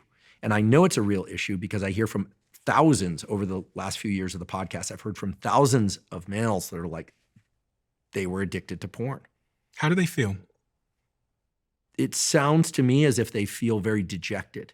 And some of them actually have said they felt very kind of misled, like almost like this natural stimulus for them was dangled in front of them, and they just gravitated towards it the same way that any biological organism would gravitate towards something that was triggering its dopamine system. And now they feel depleted and kind of stuck, and they don't know what to do. And I don't necessarily think I'm the person to remedy all of this. I certainly am not, but I think there needs to be a conversation, much in the same way that Jonathan Haidt has done an amazing job with Anxious Generation of talking about some of the severe detriments to overuse of social media and social dynamics on social media, in particular in young girls, and how we're now finally realizing that we're in a mental health crisis, at least in part because of some of that, and we need to pay attention to it. I think there needs to be a discussion around pornography and some of the challenges it can potentially present, in particular for young males, which is not to say that girls and women aren't also looking at pornography, because we know they are. The data tell us that. But it does seem to be more of a problem that's being vocalized by young males. And this, of course, dovetails with the whole discussion about dating behavior and how that's changed in dating apps, and how the ready availability of kind of the possibility or anticipation of a partner is there, but actual dating behavior and real-world sexual behavior is reduced. I mean, there's a lot that needs to be discussed. And ideally, we would have a psychiatrist, a psychologist, and a kind of panel of experts to talk about this. And maybe we do this together, as a service to the world, because I hear about this a lot. For instance, just by way of contrast, I'm not getting a ton of YouTube comments and emails from people saying, hey, I really struggle with, with ribeye steak addiction or with coffee addiction or energy drink addiction, maybe a little bit with energy drinks, but it's not crashing lives. It's not causing people to feel depressed, miserable about themselves. It's not causing people to have sexual dysfunction issues in real world interactions. I mean, this is also the concern, right? That young people are getting so attuned to certain dopamine dynamics related to pornography that they don't either get aroused or know how to handle real world intimate interactions. Erectile dysfunction, all those kinds of things. For instance. I have to be honest, and I just have to be honest because nothing else is useful, but I remember the first time I saw a pornographic image when I was young, and it was just a picture of like someone with like a nipple out. And it was the most arousing thing in the world. And obviously, as I've aged, I'm now 31, it would take a lot for me to feel aroused. I certainly wouldn't get aroused at seeing like the thing that aroused me when I was 16 or whatever that I found, for example. And that, as you were saying, I was thinking, gosh, even my arousal cycle as I've gotten, over the last 10 years has changed because of the availability of pornography, but also just sex as in real life has become more extreme as it tries to keep up with the expectations that pornography sets. And then I thought about a lot what you said about people messaging you, thousands of them, about pornography. And the unfortunate thing about the abstinence advice is it leaves them with, many of them, with what alternative? I mean, one would hope, depending on, the circumstances, that they would seek out healthy relationships. And then this goes to the social elements you described, which is it's really difficult. And I've had multiple people sit here saying to me that it's really the top 10% of men that are having most of the sex. And this bottom 50% of men haven't had sex for a year. I go, so we got to tell a 19-year-old horny young man that he's got to abstain from masturbation and pornography, and we might not be able to offer him an alternative for a year. Well, I'm not telling anyone what to do. I know, it's not you, but I'm right. Or maybe but you're right. throttle back his behavior, or think about ways in which things he could do could lead to healthy romantic and sexual interactions. You know, assuming that, you know, he's of an age and, you know, the circumstances are like for that. I think that it's, you know, as you can tell, as I'm kind of stumbling here, I'm not trying to be careful. I'm trying to be as accurate as possible while also not stating things that I don't believe are true. Like, you know, can pornography be consumed by certain people in a healthy way? Well, probably yes. Do a lot of people get carried away with it and it starts to become a detriment in their lives? Maybe even an addiction, maybe even impede other aspects of romantic and workplace behavior. Yes, we hear this all the time. Do you know where I am now? I'm arriving at the position that I think pornography is bad. Because, you know, again, I get lots of DMs and messages, and the more I've understood about the brain and the body and dopamine, etc., I just can't find a net positive of pornography. I can't find one, especially as it relates to my relationship with my partner. I've been with her for 5 years now. And I think that me watching pornography, especially if I'm watching it frequently, is going to help my performance in the bedroom? Absolutely not. Absolutely not. Yeah, it's sort of, what's that old saying? You want to get good at push-ups, do push-ups. Yeah, you know, yeah, exactly. Probably the best place to get good at intimate conversation and behavior is in the context of, like you said, like a great relationship with great communication, that sort of thing. I do hear about this concern from people a lot. I think that it's hard to imagine more benefits than kind of concerns or risks when it comes to pornography, especially for young males. I too grew up in an era where, you know, someone would have knowledge of like a Playboy magazine or something. Typically it was stashed someplace in town and then people would go visit it. You know, it was like a library or something. It was sort of like an urban library type environment where, you know, people would know, oh yeah, it was always like a dumpster or something terrible. It would be like behind the dumpster, behind this building, like there's a stack of Playboys, and like then people would go there, right? But it wasn't a big part of my childhood. It wasn't a big part of my life. You know, I never found any pornography in my home. Like, you know, some kids will stumble across their dad's magazines. I never had that experience. I think that a lot can be said about the requirements and importance of creating healthy dating behavior. And that's a real world experience kind of thing. And, you know, this is a bigger discussion that deserves a lot of time. I'm not sure we have time for it now, but, you know, we're growing up in a world where so much of the input arrives through the internet. Again, a low effort threshold, high dopamine scenario, right? Somebody wants to find something on the internet, they just Google for it and they can find it. You know, I think you want particular food that's extremely tasty, you can order it to your door. This is not potentially problematic, this is problematic. What it requires ultimately, however, I believe, is self-regulatory mechanisms. There is no way that legislature is going to prevent us from having access to things. It's just not, because people have always found a way. You know, I mean, you think about prescription drugs that deliver dopamine without much effort. You know, even if people don't have a prescription, I think the data are something like 80% of college students have taken prescription stimulants without a prescription. I mean, when I went to college, nobody did that. Nobody. We drank coffee. Occasionally someone would take a no-dose, like a caffeine pill or something, and that was considered extreme, and I still don't recommend it.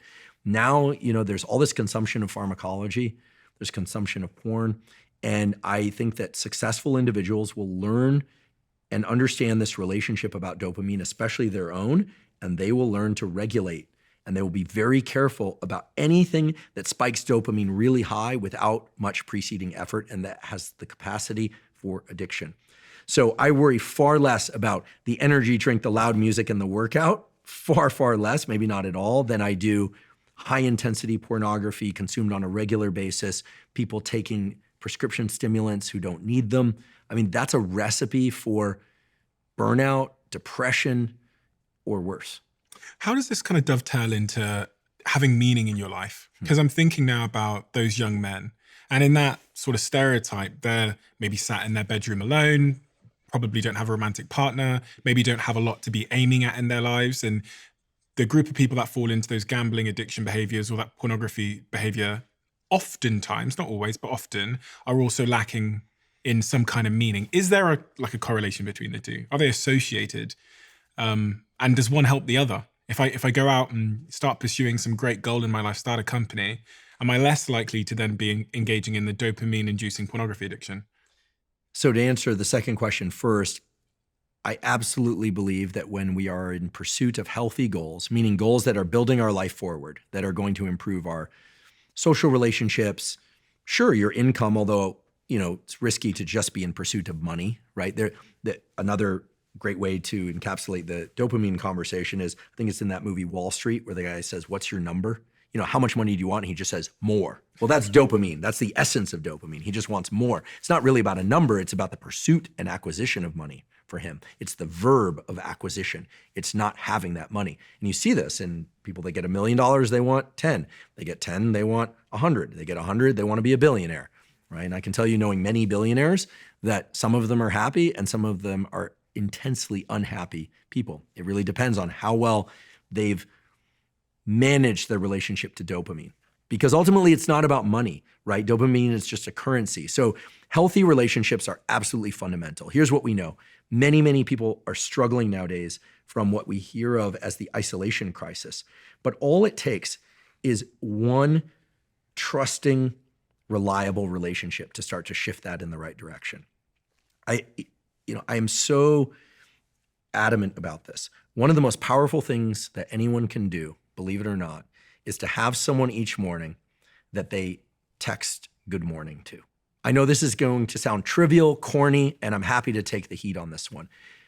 Find a friend, and in particular, men who lack friends completely, because there's a greater percentage of those, although it's certainly the case that many young women and women are lonely as well. Find someone who you can communicate with each morning. Just a good morning text. Seriously, this is one of the most powerful things you can do, to check in with another member of your species each morning. You don't have to have a conversation. You don't have to talk about what you're going to do each day. Knowing that someone else out there in the world cares about us each morning when we wake up makes us feel incredibly part of the tribe. I do this with, let's see, two friends religiously, one from time to time, and a few others kind of fall in and out of the mix. It's an extremely powerful thing to do. You're part of a community. Can I ask that? Does it matter what you say? Because in my group chats, we tend to tell each other to fuck off and stuff, and we roast each other. That's fine too. Even better if it's elaborated with, how'd you sleep? What are you doing today? What's your plan for the day? And you reach back. Is it about showing concern and care for them and having that reciprocated? Or is it just about the communication itself? Someone cares enough to think about you first thing in the morning. People are really isolated. We move away from our families now. And by the way, these could be family members that you're communicating with. But the idea that someone is thinking of us first thing in the morning, even if it's just like an operational thing, like, okay, here we go, good morning. The idea that there's some regularity, some expectation and understanding of a social connection that's reliable is immensely powerful. We've heard a lot, even from the US Surgeon General, about the isolation crisis and the need for more connection. And certainly that can and should be in the form of walks with people, coffee, meals, et cetera. Yes, yes, and yes. But a great starting place that's very low bar is just a good morning exchange, even by text. Phone would be better each morning. I do this as an adult with two friends. Good morning, good morning. If I don't hear from either one of them by noon, I start to worry a little bit, not because they're in any kind of trouble, but it's just become such a routine part of my day. It allows you to feel part of something bigger than yourself. We are not meant to live our lives in complete isolation, in complete relationship only with our goals. It has to be in relation to other people and our goals. This is the importance of going to the workplace. This is the importance of having a place where you work. If you don't have a place of work, going to a cafe or a library, seeing faces in the morning. Now, some people don't want to see any faces in the morning. They're not ready to, quote unquote, face the day. That's fine. But at some point, seeing other people for some period of time, even just briefly on the street, saying hello, vitally important. We evolved. We are a primate species. We are old world primates. We evolved to look other people in the eye and for them to look back at us, even if just to say hi as they walk their dog. Now, some people don't have anyone. It's really sad, but some people don't have anyone to even exchange this basic text with. In that case, I highly recommend that you adopt an animal. A dog can accomplish a tremendous amount, not everything, but a tremendous amount in terms of making us feel connected. We are then a caretaker. They're taking care of us. There's empathy there. There's all sorts of wonderful things. If you can't have that, you can get a fish. Seriously, some being, a plant, some living being that we're responsible for and that relies on us, and to some extent that we rely on as well, is so crucial. We have huge amounts of neural real estate devoted to this, humans especially. Most of the brain is designed for visual processing, for movement. And then you start to look at, okay, like what's kind of the third element? Well, it's language and social connection. So find someone that you can exchange a morning text with on a consistent basis, ideally every day. Has this come naturally to you? Because you don't strike me as an individual that this comes naturally to. I'm not also. Okay, you mean I'm a bit of a loner? Is that the sense? I'm a loner. Mm-hmm. I would be perfectly okay. And there was a year of my life where I feel like I didn't interact with anyone when I was building my first business in a small room in a rough area of the UK. But I'm someone who, if left to my own devices, probably wouldn't interact with anybody. But you strike me as the same. I have my dog as well, but yeah, a bit. I don't have a dog right now. I'm getting another one soon. I must say I can spend long periods of time alone, but I crave social connection, and more so as I get older. I think most of the challenges in my life have been around trying to resolve the need to get work done that I'm really passionate about, and let's just call it what it is, the isolation required for that, the discipline, the organization that's required for that, and the desire to be socially connected. Now, I've been very fortunate to have a lot of really close friends, and I'm in communication with them on a regular basis. And I've been closer to some than others. There's some that I'm really close with. I talk to all the time, every day. I'm close with my sister. I talk to my parents a fair amount, more than some, less than others, depends on the family structure. And a few friends are just absolutely central to my life and well-being. I think when you have a romantic partner that you live with or that you're in communication with, then it becomes more frequent. But even there, I think it's important to still maintain healthy friendships. And of course, people differ on this spectrum. I don't think you need a lot of friends. I think you need one really reliable, good friend or more, depending on, what your needs are. And I think that as I've gotten older, I realized that, the best things in life, success in particular, but also hard times, are best shared with other people. And the best way to make friends really is twofold. A friend of mine once said this. He said, people with interests are interesting. So if you're interested in things, going and interacting with those things, even if they're within books, et cetera, have interests, genuine interests. Don't just learn things for learning's sake, but just have interests. And then the other is that if you are not the sort of person for whom like friendships are just pouring over you and people want your time, then be of service. This notion of be the person who sends the good morning text. Now, if somebody never reciprocates, well then, okay, maybe you look elsewhere and send your energy elsewhere. But be the person who checks up on somebody, on a family member or friend on a regular basis. Be the person of service, and you can volunteer, you can help people in any number of ways. I mean, the great thing about a dog or just taking walks is that you'll find if you do it continually in the same neighborhood over and over, you start to run into the same people and it becomes a hello. Maybe they become a friend. Maybe it's just the familiarity. Maybe it's the barista that you say hello to each morning. These things are really what I think we evolved. In fact, I know we evolved to do, and they trigger activation of these circuits that are so fundamental to our sense of well-being and safety. It largely has to do with our ability to predict the future. I mean, right now we're in a political landscape and just a world landscape that's so uncertain and so divisive. Just having some things that are just good, let's just call it what it is, goodness, just good-natured humans being good-natured, being kind to one another, and not in any kind of manipulative way, just really being kind to one another. And then upon that, one can layer, a couple extra hours of work where you're highly motivated, then getting back out, take your your lunch outside, and maybe you don't see anybody. People who are isolated probably have to do more work to interact with other people, but there are ways to do this. And for people that struggle with addictions like the pornography addictions or alcohol, drug addictions, and other like behavioral addictions, there are zero-cost programs essentially in every city around the world that people can access some of the social connection and support for those that, again, are completely zero cost. For people that are interested in exercise, there's usually like running groups. There's usually a threshold one has to get over. I'm not one to join a running group or work out with other people. This is not my kind of thing. Yeah. But I do require, I've found, I need healthy social connection. When did you figure that out? Because there was an age where I can tell you exactly when I figured it out. So I know there must be one for you, where you kind of figure it out. Yeah. I grew up in a big pack of boys at the end of my street growing up. We all played together. Then skateboarding and that world, I was just really surrounded by people all the time. When I got serious about school and research, there were a lot of days and nights I was alone. And at that time, I'd listen to books or I'd listen to music. I still had friends, but I was less social.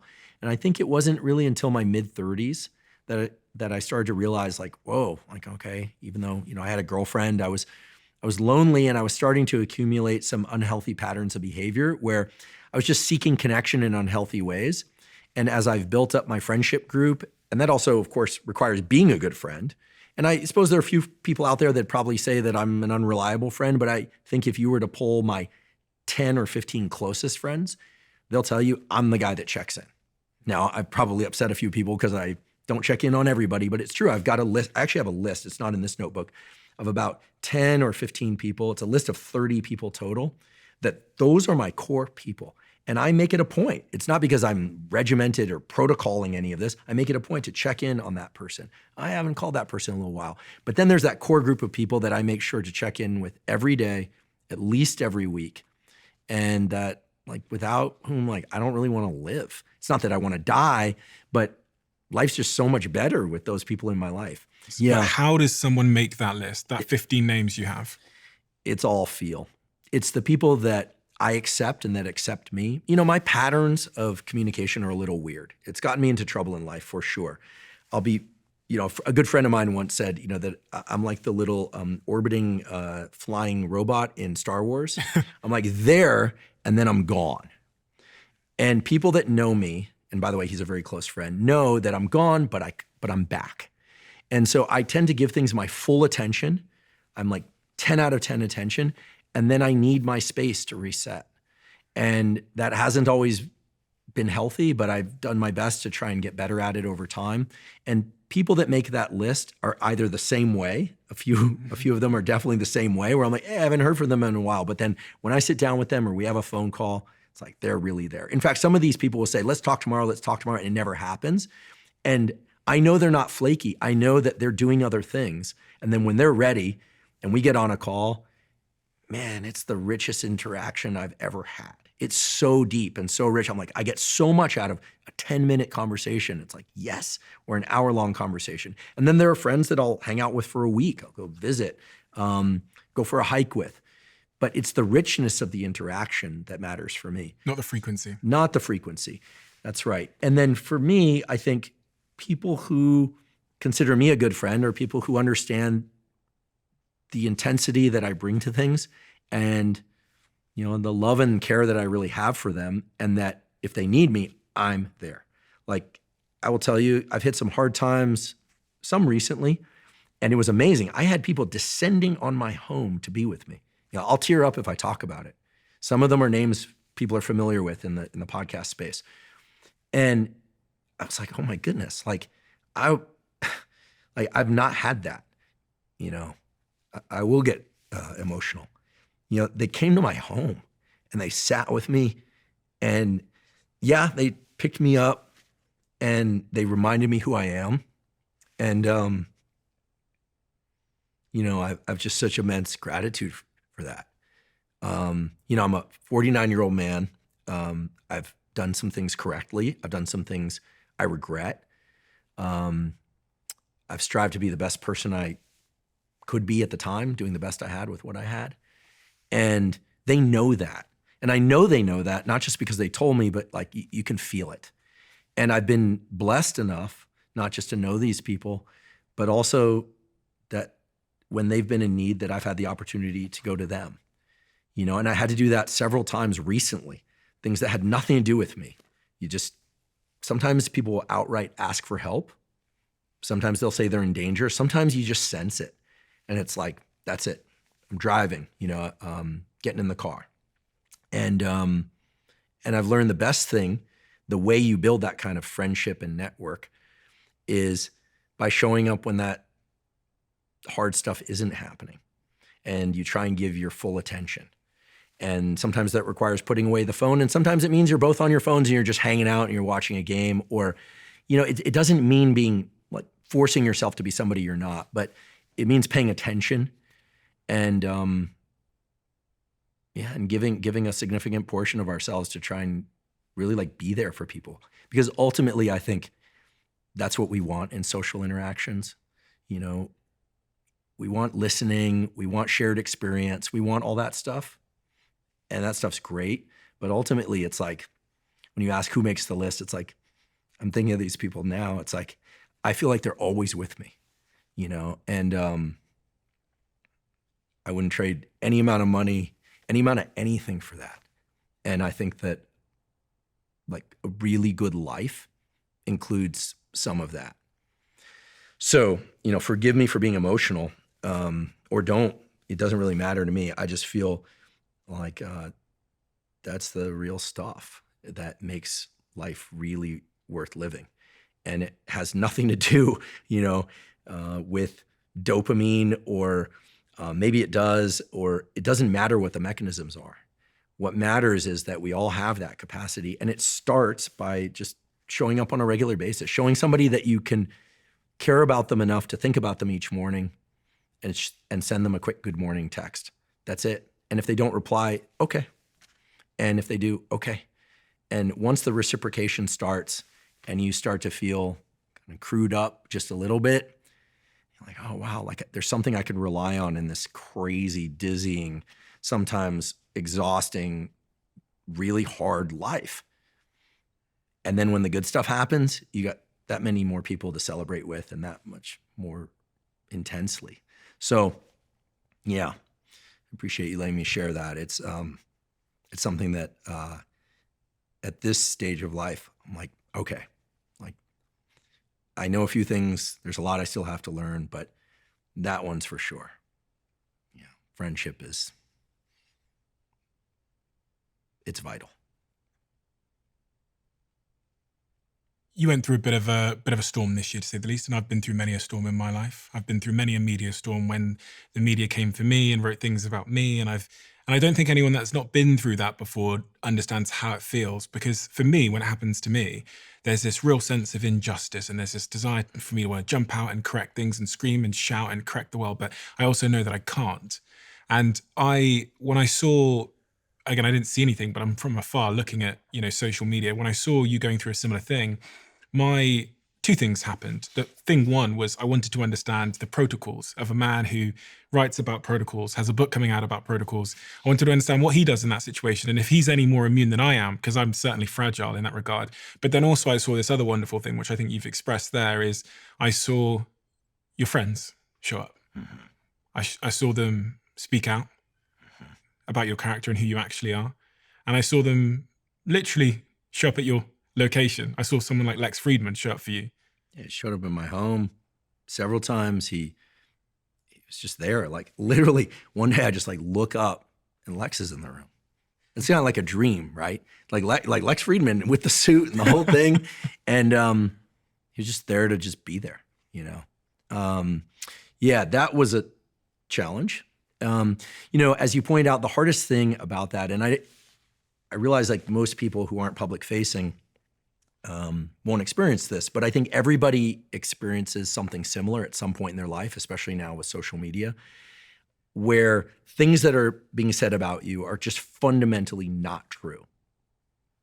Fundamentally not true.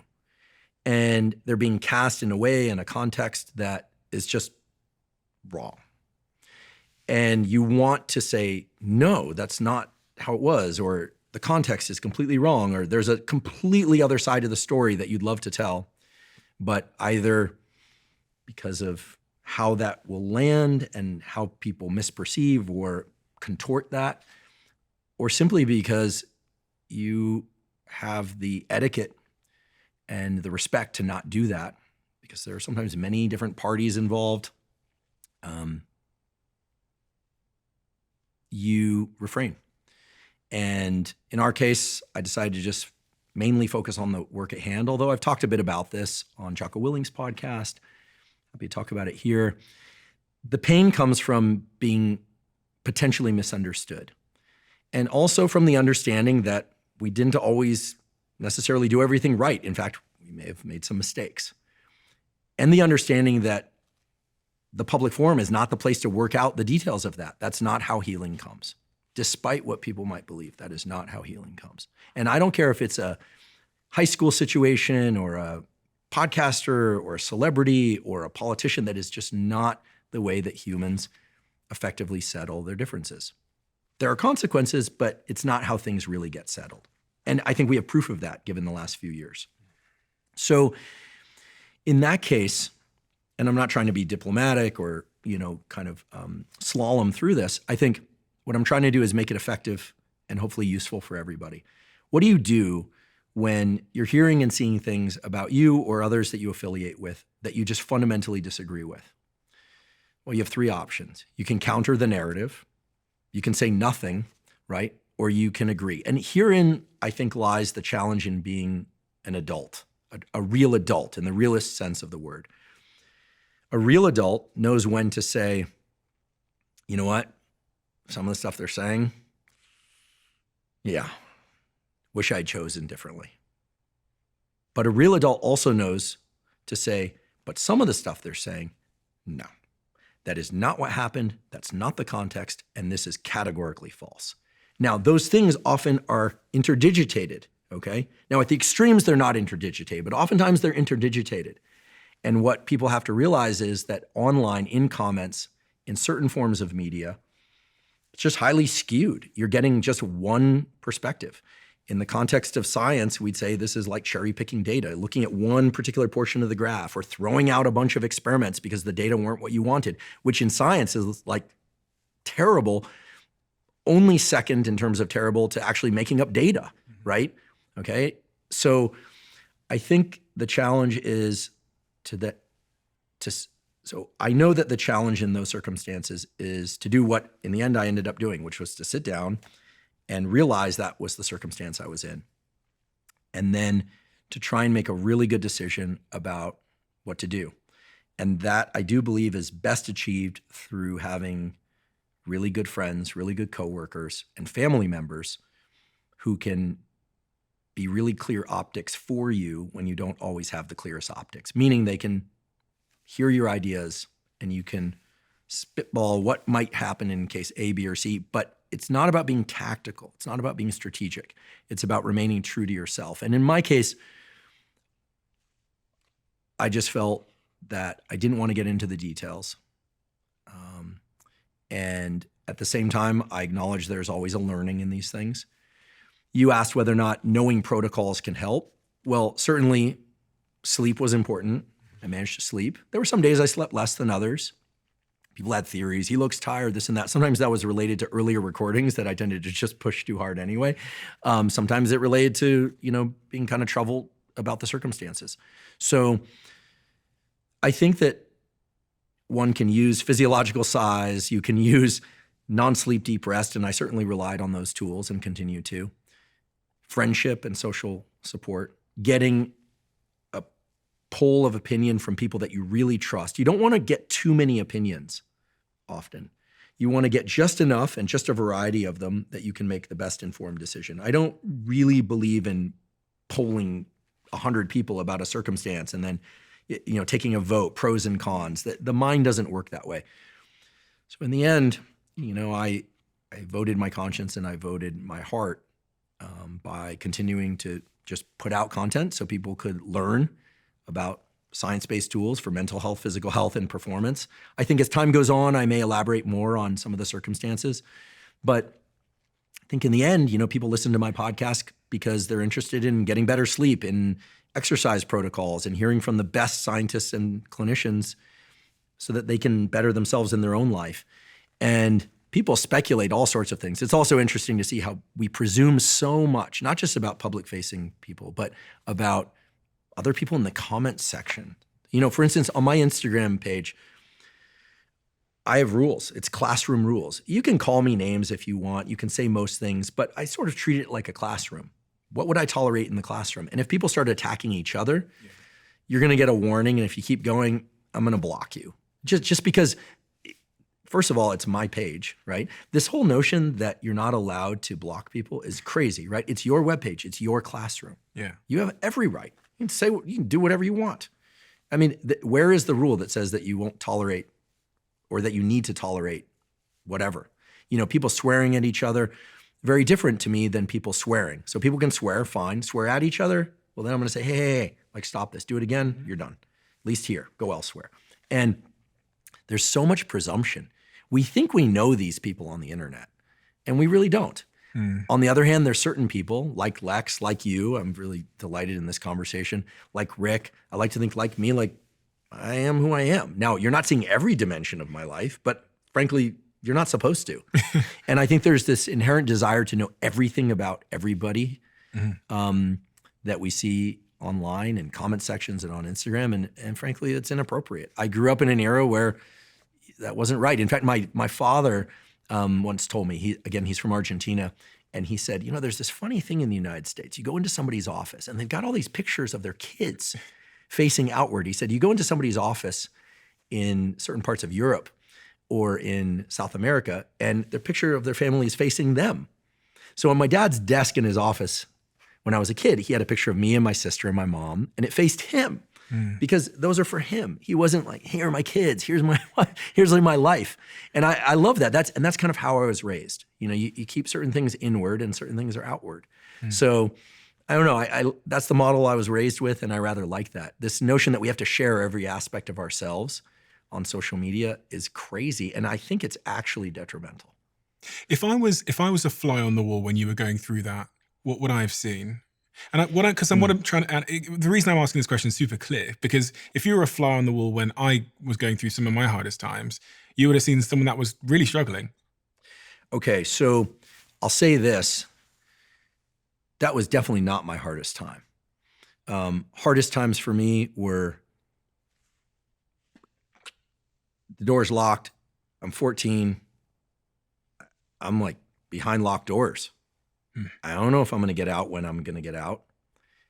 I called the one person I knew would pick up, a guy named Steve Shrugi, who was my team manager for Thunder and Spitfire Wheels. I called him. I said, Shrugi, what am I going to do? I'm locked up in this place. And his response was, bro, you're the most normal guy I know. What am I supposed to do? I thought, oh my goodness, what am I going to do? Yeah, that was scary. That was like, what do I do? I'm 14. I have no agency. I don't mean like marketing agency. I had no ability, like no money, no anything. No, it worked out. Other hard times, that time I talked about July 4th after that fight. What am I going to do with my life? I'm a complete loser. Other times, I've had this weird karma with mentors. I've had 3 amazing scientific mentors, and the relationship between mentors in science, mentor and students in science, used to be much closer. You'd get really close. My undergraduate advisor was an amazing person. My graduate advisor was like a mother to me and was a truly amazing individual. And my postdoc advisor, also incredible, and I was incredibly close with all of them. And it was suicide, cancer and dead at 50, cancer and dead early 60s. Like 3 people I was super close with. And when Ben, the 3rd guy, died, I thought, well, there's only one common denominator. That's me. I thought I was cursed.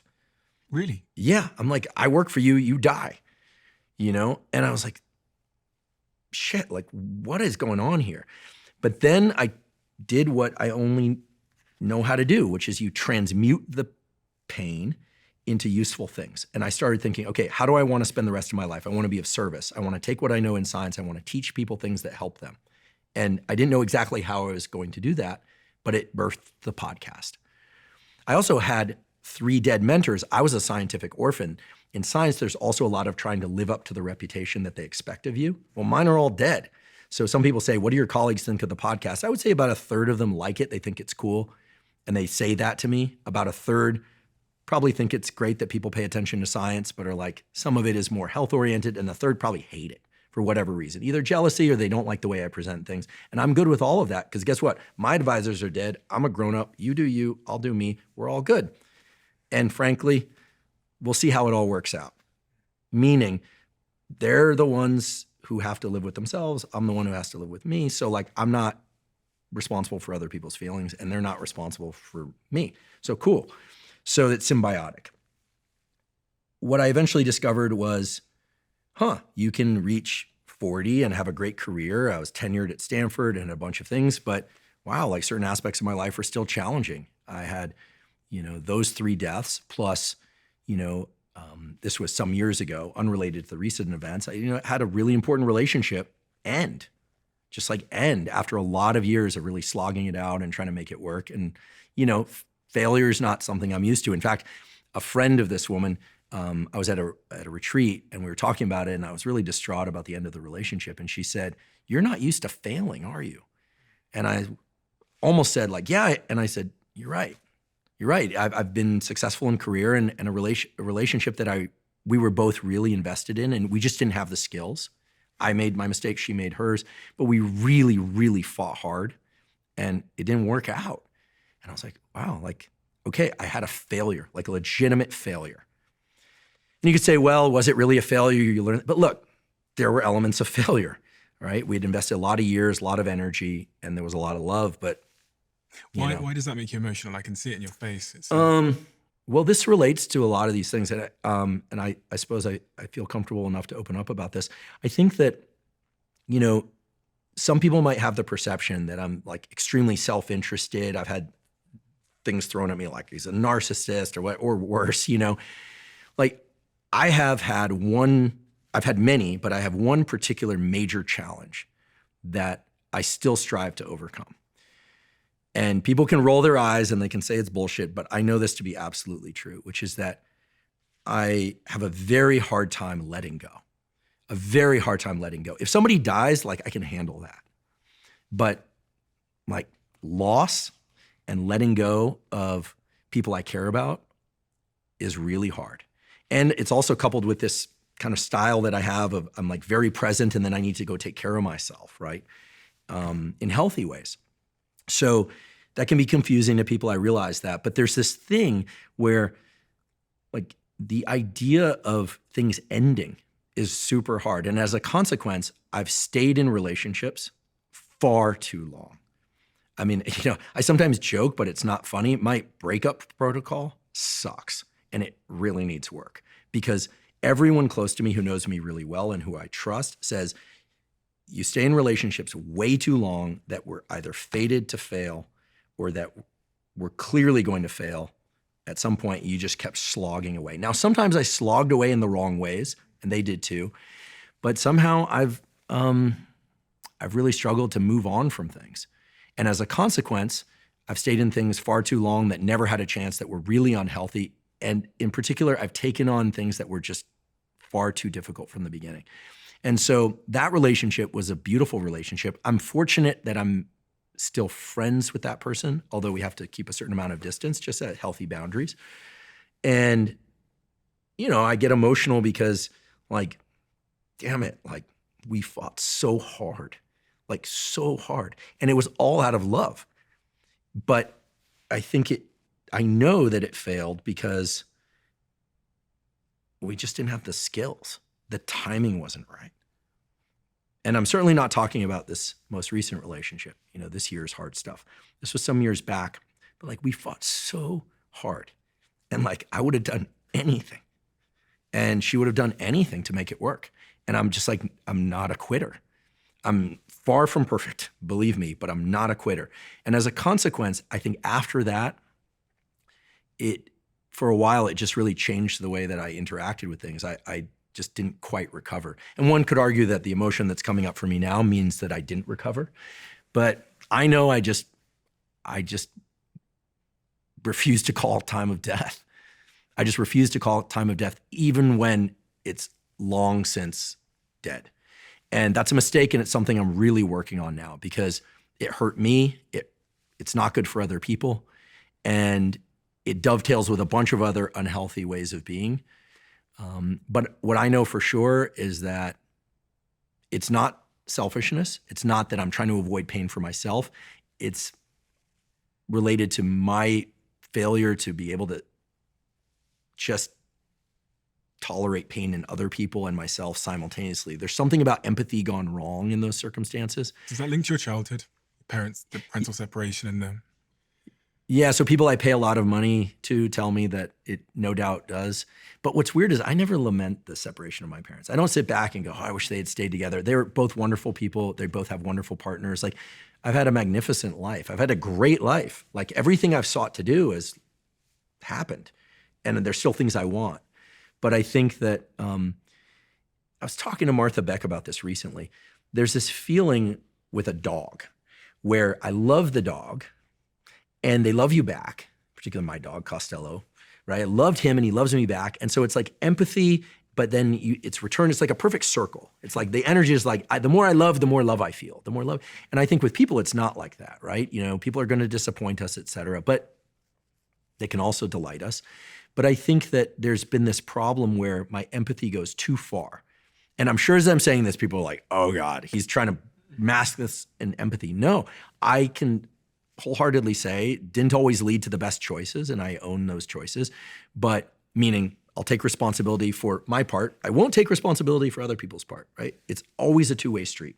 But when we have a sense of empathy and that other person isn't right for us, and we continue to try and like feed the relationship, it's not about trying to avoid getting them upset, but somehow we get into these unhealthy dynamics, and then, you know, it can really bring out not the worst, but some really like unhealthy parts of people. You know, I think probably the hardest thing in life is romantic relationships. Some people might say it's work, but I think it's the hardest thing in life. And people say, well, when it's right, it's easy. I don't know. I think it depends on how complicated a person you are. You know? I think it depends on how complicated a person you are and the extent to which the other person is willing to do the work. I've really seen this. I've also had wonderful relationships whereby we're each willing to do the work on self-care and communication. You know, Paul Conti said this, not on my podcast, but I think he was telling Whitney Cummings on a podcast, you know, if you were to list out the 100 most important things in romantic relationship, you would just say self-care and communication 50 times. And I think that's absolutely true because we need safety, we need acceptance. Yes, those are foundational, non-negotiables, necessary but not sufficient. But I think we need communication and self-care, and those are hard. And, you know, I'm still learning, trying to build those skills. I absolutely want a family, so this is super important to me. And I'm putting a ton of work and effort into it. So I didn't realize we were going to go into this territory, but I will say for people who are struggling with relationships, just know that, you know, you can have amazing friendships and still struggle with romantic relationships or vice versa. Again, like friendships, and I have male friends and female friends, mostly male friends, but a few female friends that I'm very close with. Like, it's just been amazing. I have a great relationship with my sister. I think I have a very good relationship with my parents, with my uncles and aunts, like with my coworkers, my ability to pick business partners and coworkers.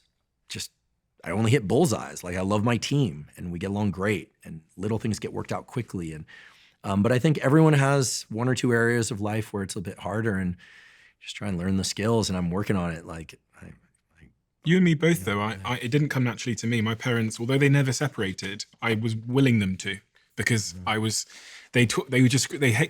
hate's a strong word. It appeared that they hated each other. You know, watching my mother scream at my father for 7 hours a day. My mother's Nigerian, my dad's English. It was a traumatic experience. And the thing it left me with is this clear notion, which I left the household with at 18, was that a relationship is prison. And it was so hardwired into me because I thought my father was in prison. So every time someone was interested in me growing up, I would reject them. So I'd pursue them. And then when they turned to me and said, okay, let's be in a relationship, I would persuade them out of it. I would tell them why this was a terrible idea, because I was getting the feeling that I vicariously learned through my father. I was like, I'm about to basically lock myself in a prison where this person's going to be able to control me and my freedom. So I rejected relationships up until about 27 years old. So, and then even that relationship wasn't a straight line, because 2 years in, she turns around and says she doesn't like having sex with me.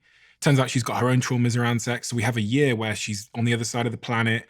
I didn't have the tools, as you say, to understand how to navigate such a conversation. So for me, I'm emasculated. I'm going, oh, well, maybe there's something wrong with me. She doesn't want to have sex with me. Dump her.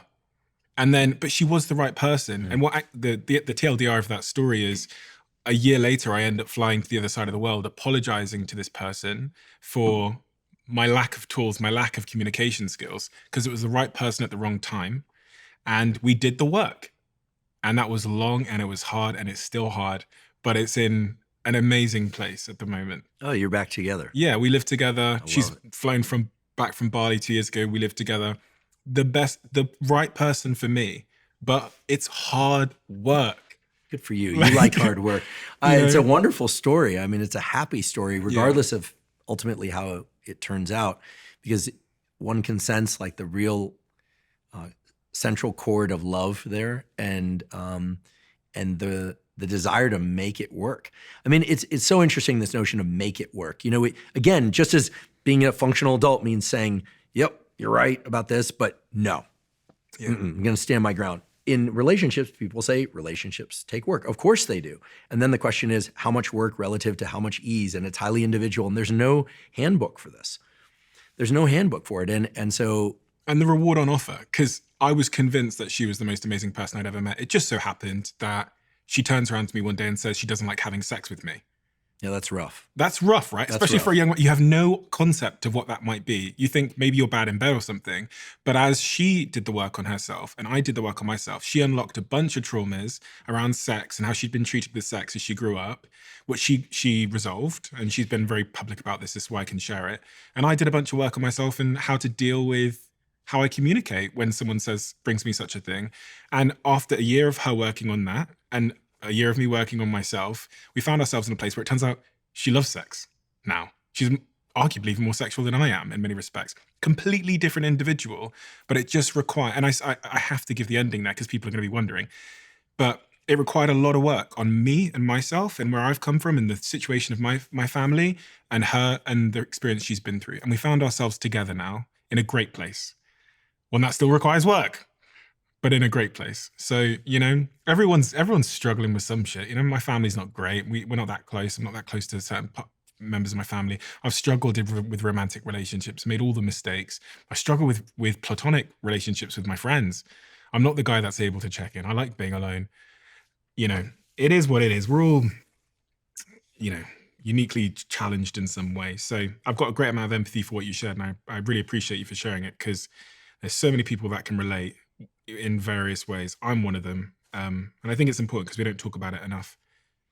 Well, thank you for sharing your experience and for giving me the opportunity to share a bit. The conversation started around, hard circumstances, and, it's about taking stock of where we trust ourselves to make the right decisions, where we need work.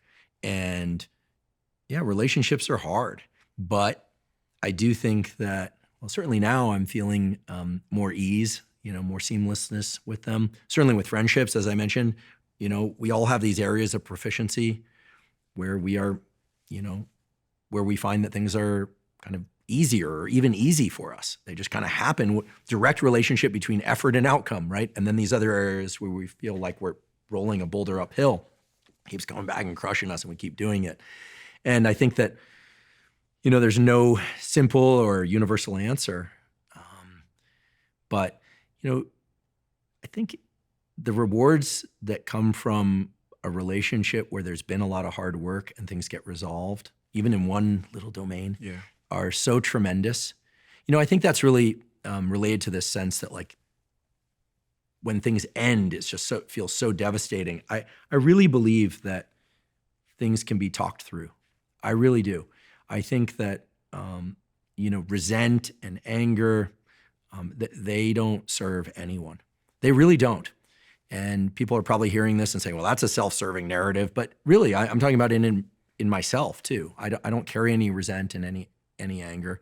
I sometimes wish people had made different choices. But ultimately, like, we can't control what anyone else is going to do or say or think. And that's terrifying, right? People can really hurt us, right? They can really hurt us.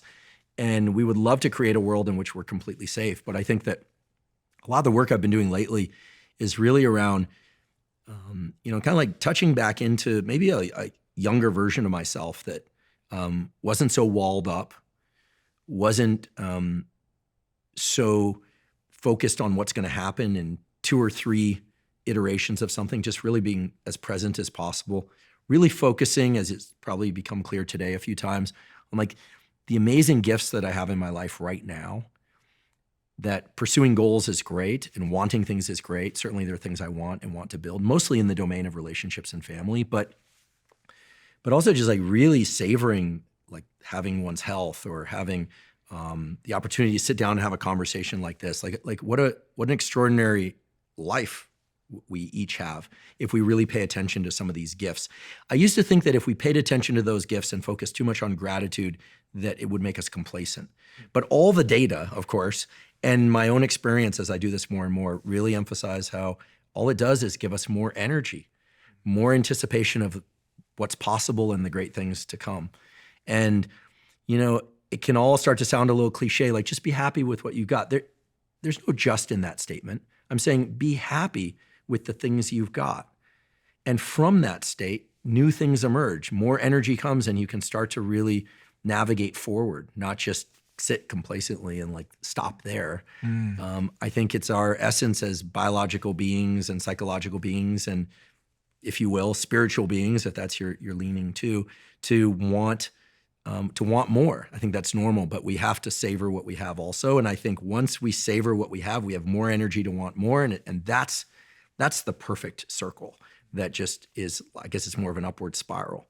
And here I'm sounding very abstract, but I could easily and, exhaustively put everyone to sleep with long mechanistic descriptions of how research on motivation or dopamine or any number of different neural systems or physiological systems support all of that. I think the most important thing is that people are honest with themselves about what they can reasonably work on right now, and to be, gentle with themselves enough to like coax themselves forward, but occasionally scruff yourself and be like, it's time, it's time. And I don't know, it's certainly been an interesting life thus far. I'm still navigating, and I certainly don't have all the answers, but as I learn, I try and share what I do learn. What has helped you on that journey? That journey to really kind of, because the way I heard it is you're someone that's orientated towards pursuing your goals and you're very, very driven in that regard, but you're kind of having to kind of, maybe this is not the right word, but kind of unlearn a natural disposition and shift more towards another state. You talked about therapy there. What has helped? Well, I think, I was forced into therapy as a way to get out of lockup. I had to stay in high school, I had to go routinely. And so I did. I think it can be very helpful provided there's good rapport, support, and the person offers insight that lends itself to action, right? It's not just about finding someone to support and listen. Someone has to inspire action that makes you a better person, okay? And that's really important. So we're not just talking about playing with your problems, story fondling as it's sometimes called. I think one has to understand that there's a relationship between physiology and emotion. So if I'm waking up and I don't feel well because I didn't sleep enough, I'll do NSDR, I'll get some sunlight and I'll go exercise. And generally I feel better. But I also have learned to not mask real feelings by simply trying to shift my physiology. Just as people are starting to learn, hey, yes, there are useful medications for dealing with mental health issues, but you still have to do the work. You still have to focus on building career, building relationships, doing the work. I think one of the most useful things that I've learned, again, I'm a big fan of Martha Beck. She's triple degreed from Harvard, but she also has this mystical, spiritual side that it really brings together a lot. I asked her recently, I said, what do you do when the thinking mind is like trying to analyze something, predict things, and then you also have all this feeling? Which one do you rely on? She says, the way to do this is you imagine you have your feelings in one hand, and your thoughts in the other. And they're kind of like in this battle. It's like, okay, what's going to happen next? How are they going to do this? And you go back and forth. Typically people are texting and calling and looking and drinking and doing whatever it is to try and resolve this battle. The solution is to see that battle and to sit back into this third position that she calls the compassionate observer, where you're like, okay, this is both happening. These are both happening. And to sit in this third position where you realize trying to reconcile just with your thoughts or just with your emotions or settle down your emotions or settle down your thoughts is futile. To get in this third position where the acceptance of that suffering shows up and you're able to just like sit with the suffering. And the moment she said sit with the suffering, I was like, no, I don't want that answer. But then she explained from that place of suffering, you start to drop into what are the thoughts that make you feel a little bit looser and more relaxed in your body? What are the thoughts that make you feel kind of more constricted? And you just start to use that as a bit of a navigator and start asking questions like, do I want to do this thing? Like, do I want to drink this coffee or not? Am I just doing it compulsively? Do I want to exercise? And it sounds very abstract, extremely woo, but the brilliance of what she does and the brilliance of that scenario is that it brings together all the neuroscience that we know. We have a thinking analytic part of the brain that does what I call DPOs, duration path outcome analysis. We also have emotional states of the brain, the limbic system, it's sometimes called, but it's a bunch of other areas too. And it doesn't know the clock or the calendar, as Paul Conti, brilliant psychiatrist, says. Feelings don't know that it's today in July 2024. It thinks you're 8 years old. The limbic system, your emotions, they don't know the clock or the calendar. It doesn't know how old you are. It just knows you and circumstances and feeling. So being able to step back from all of that is really what being a healthy human being is about. And then realizing you're suffering. Like in that battle, you're suffering. And when you relax that a little bit and you go, okay, I'm not going to force myself to suffer as much. Now what feels right? What feels right now for like the next 5 minutes? Well, then you can navigate the next 5 minutes.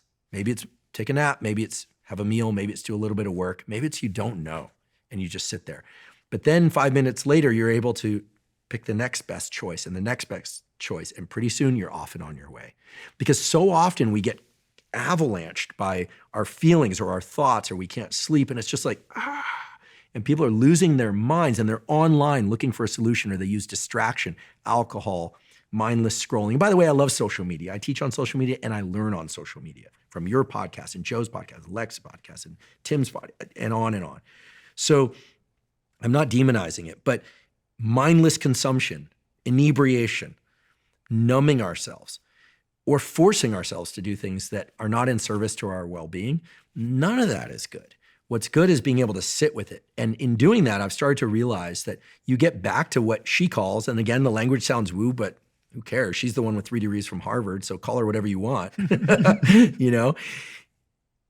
is what she calls essential self, which I think refers to our own unique wiring, what really feels right to us, trusting in our own goodness, trusting that if we just navigate forward from that compassionate observer place, that we are going to be, in some cases, we need to be fierce, we need to be a warrior. In other cases, we need to be soft and compassionate. And then we can be all of those things depending on what the situation calls for. And then we can just like sit back and move forward and that we're going to be okay. In fact, we're going to be better than okay. And that when we bring that stance, that like calm, energetic stance to things and other people, we also have a ton to give. We can be in so much service. This is one of the reasons I think people love Rick. And I think about Rick a lot. Rick Rubin's a close friend. And I'm very blessed. And it's not because he's Rick Rubin, the famous musician. In fact, I know 0 - 1 about hip hop. Oh yeah, it wasn't a genre I followed. I like some of it, but one thing is that when Rick shows up, he's just like there. He's super present. He's not there to give you anything, but he gives. And he's not there to take anything. He's just there. And I think that's why people love him. Yes, he's been super successful in all these different domains. And when people try and poke at Rick, that's something that really pisses me off. You want to really get me worked up, try and pick on one of my close friends. That's a place where I am like, come at me, attack me all day. And people do. But if you try and attack people I know in their true goodness, Lex or Rick or any number of my different friends, famous or not, that's when I'm going to, that's when a side of me comes out that frankly, I'm proud of. I'm going to hit you and I'm going to hit you hard. I'm going to be fair, but like you can't do that because these are really good people trying to do the best they can in the world.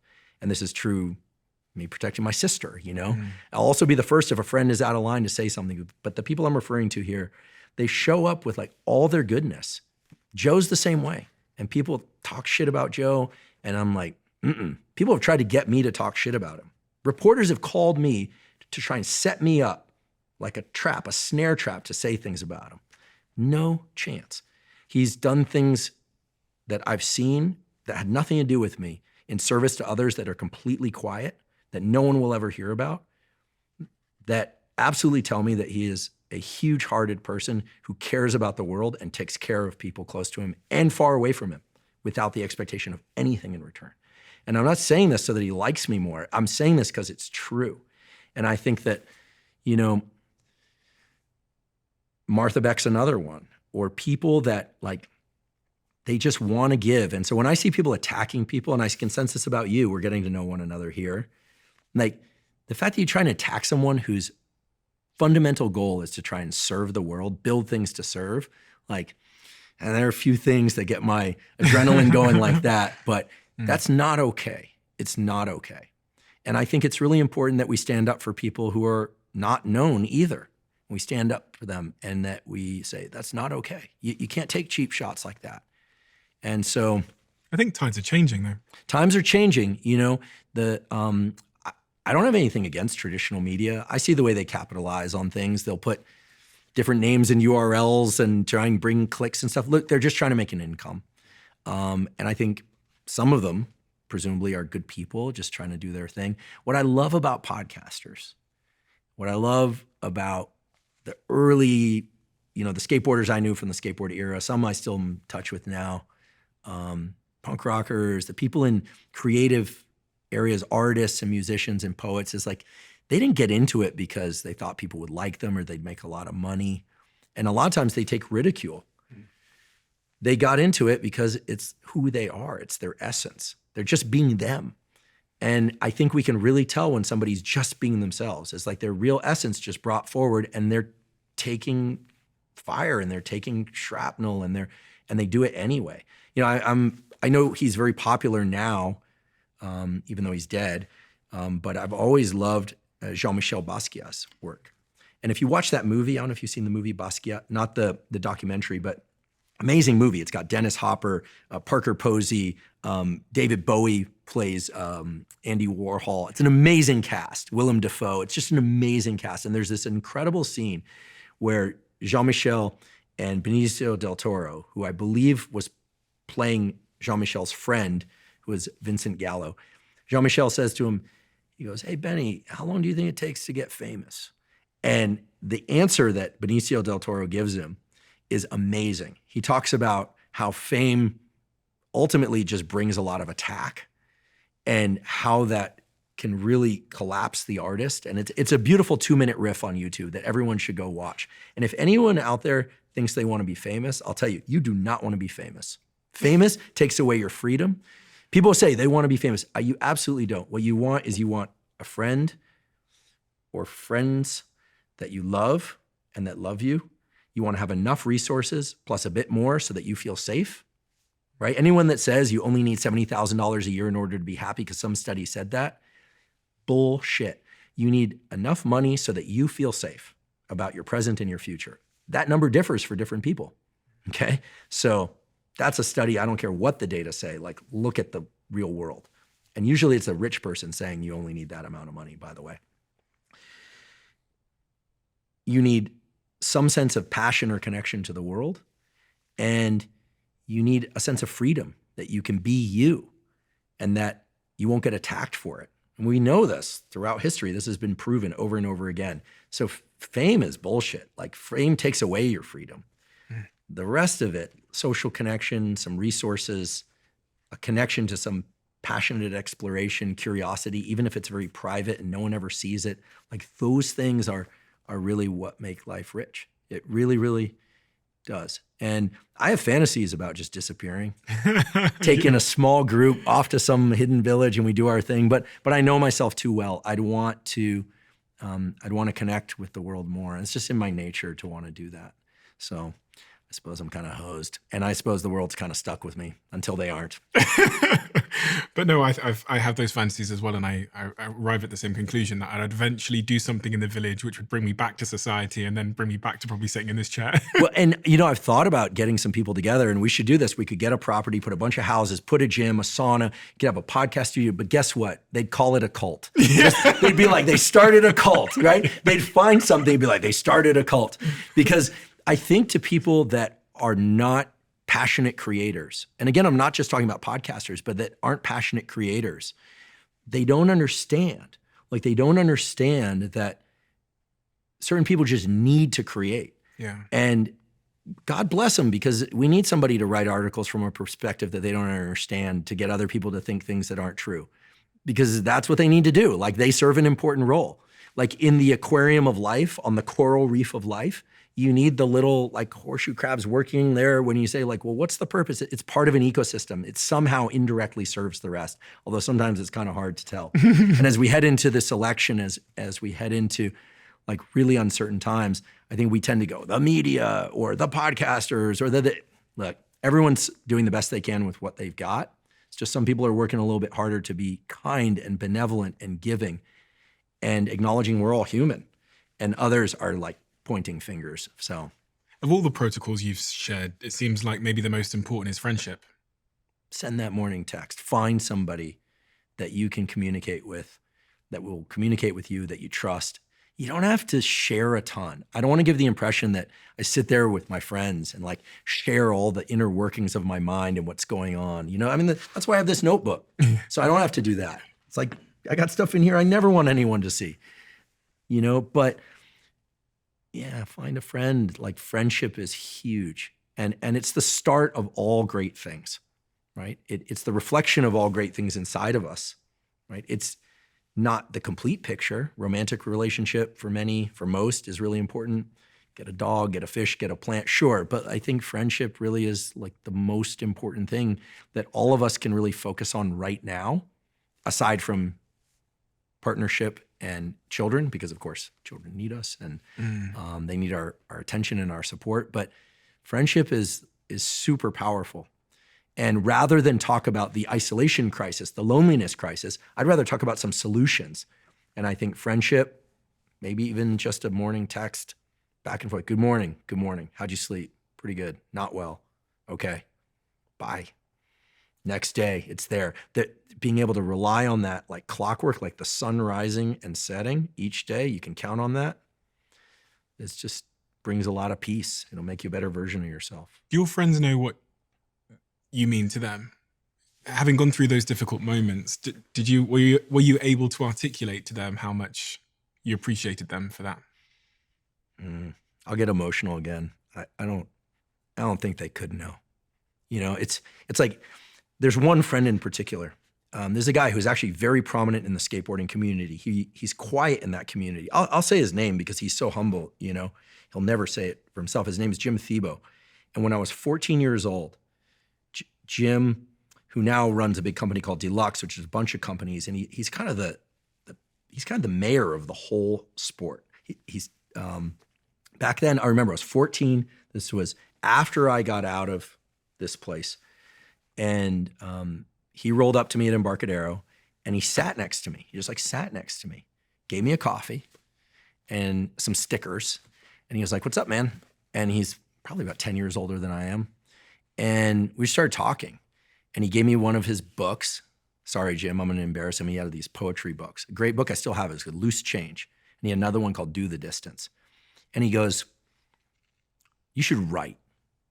I was like, okay. And I started writing. I started keeping a journal. And that one interaction carried me through so many hard times. Now, years later, I had a really hard circumstance. Things were going well in my life. I was making progress on a certain front that I've been challenged with for some time. And then one day, just brack, everything came crashing down. And like magic, Jim showed up. I'm not saying he got a call from the universe. Somebody called him and he showed up and he just sat with me. Now I'm an adult at this point. He just like sat with me. And And I hear from him every morning, and I still text him every morning. He texted me today. He's here in LA today. We won't see each other. So he's busy. I'm busy. We got work. I would love to see him, but he's busy. And I respect that he's busy, and he respects that I'm busy. And it's like, wow, 14 and then 40 some years, and he's there again. And I like to think I've been there for him too, and, when I was that kid, at some point he knew, in some way he knew exactly what I needed. I needed those books. I needed something. And, even when I tell him now about that, he goes, oh no, that poetry is so bad. He's embarrassed about that. And I'm thinking, no, man, you saved my life with that stuff. And I kept them. I still have them. And so I think he must have sensed that I was a really feeling person, and I was really in a trench.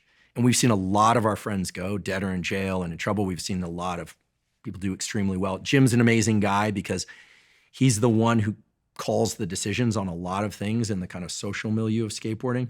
He's taken a lot of shit. I don't want to get into the details, but he's helped evolve skateboarding in some ways that it was very resistant to evolving.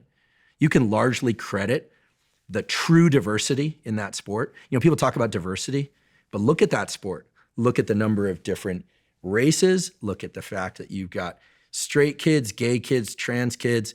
You've got room for the kids who have parents and the parent involvement. You've got kids that don't have any parents. You've got people trying to help each other get sober and stay sober. You've got people Jim has taken so much shit publicly on the chin, maintaining complete silence about his rationale, except with one mission in mind, which is keep the sport going in the healthiest way possible that's most inclusive for the most number of people, because he knows the importance of having a place where kids that don't fit in other sports can come, but also the importance of having it be an Olympic sport, which skateboarders shit on too. And so this isn't about skateboarding, I want to make very clear. It's about Jim and the fact that he understands his sense of purpose, his sense of duty. He knew well enough that even though he was a professional skateboarder, that he would better serve the community by doing something else, which is to be a leader. He leads quietly. I think about him all the time.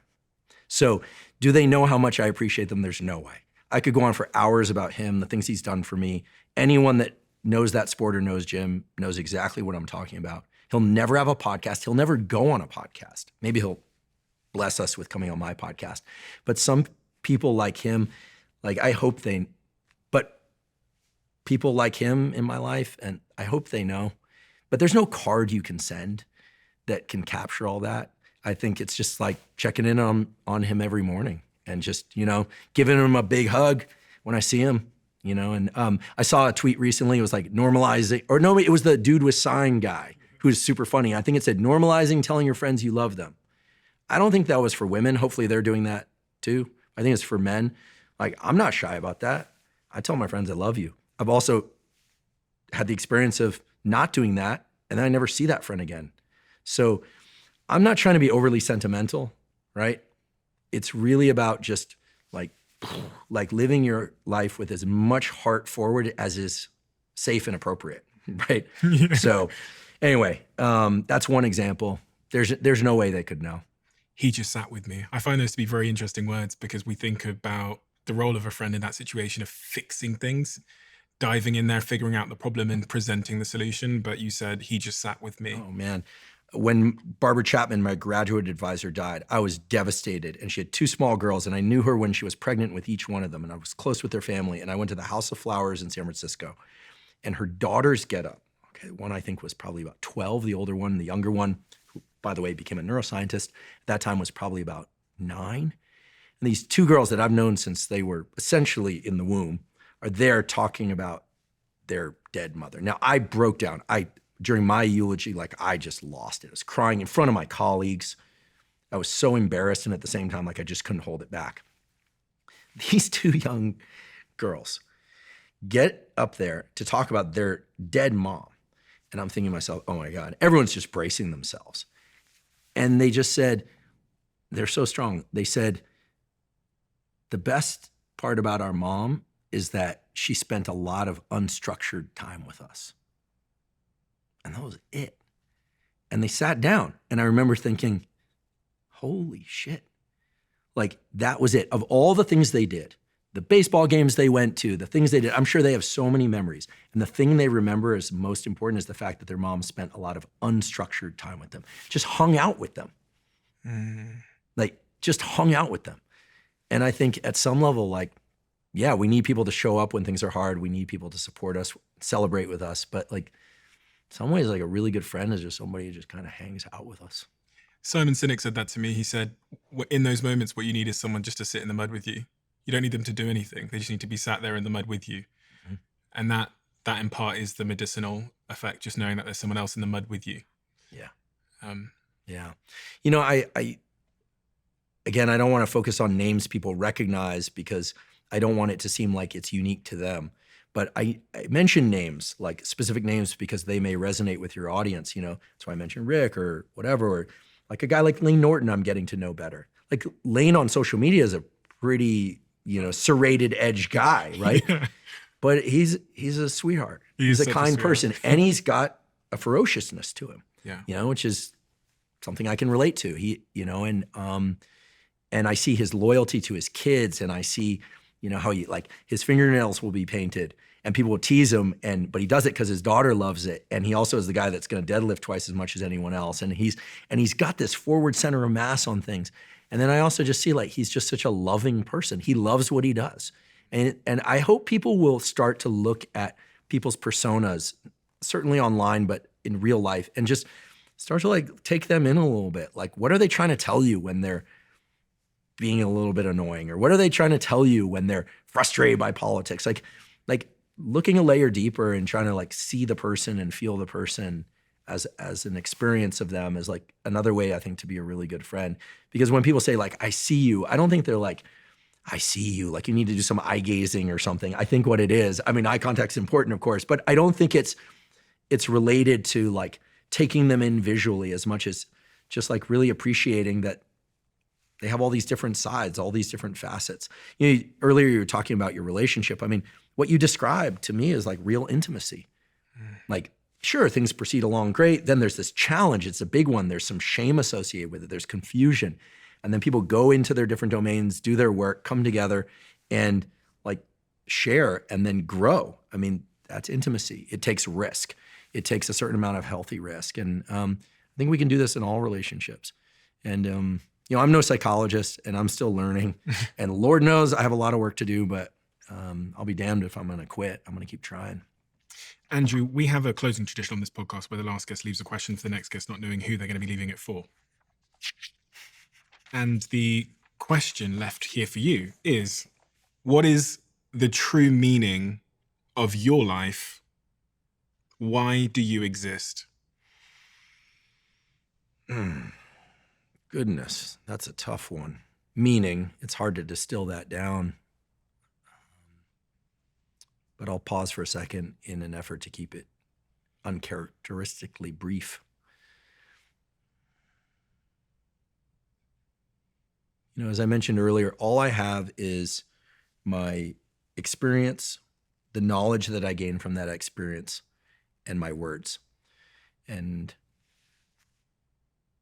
for me, the purpose of my life is to make the best possible choices that I'm capable of making at the time in terms of what to seek out, what to learn, and what to share. And I think the real meaning of my life is to try and provide useful information and tools so that people can be a better version of themselves, for themselves and other people. And I know it sounds lofty and kind of empty and cliche on the one hand, but I mean it. I wake up in the morning and I think, what can I learn?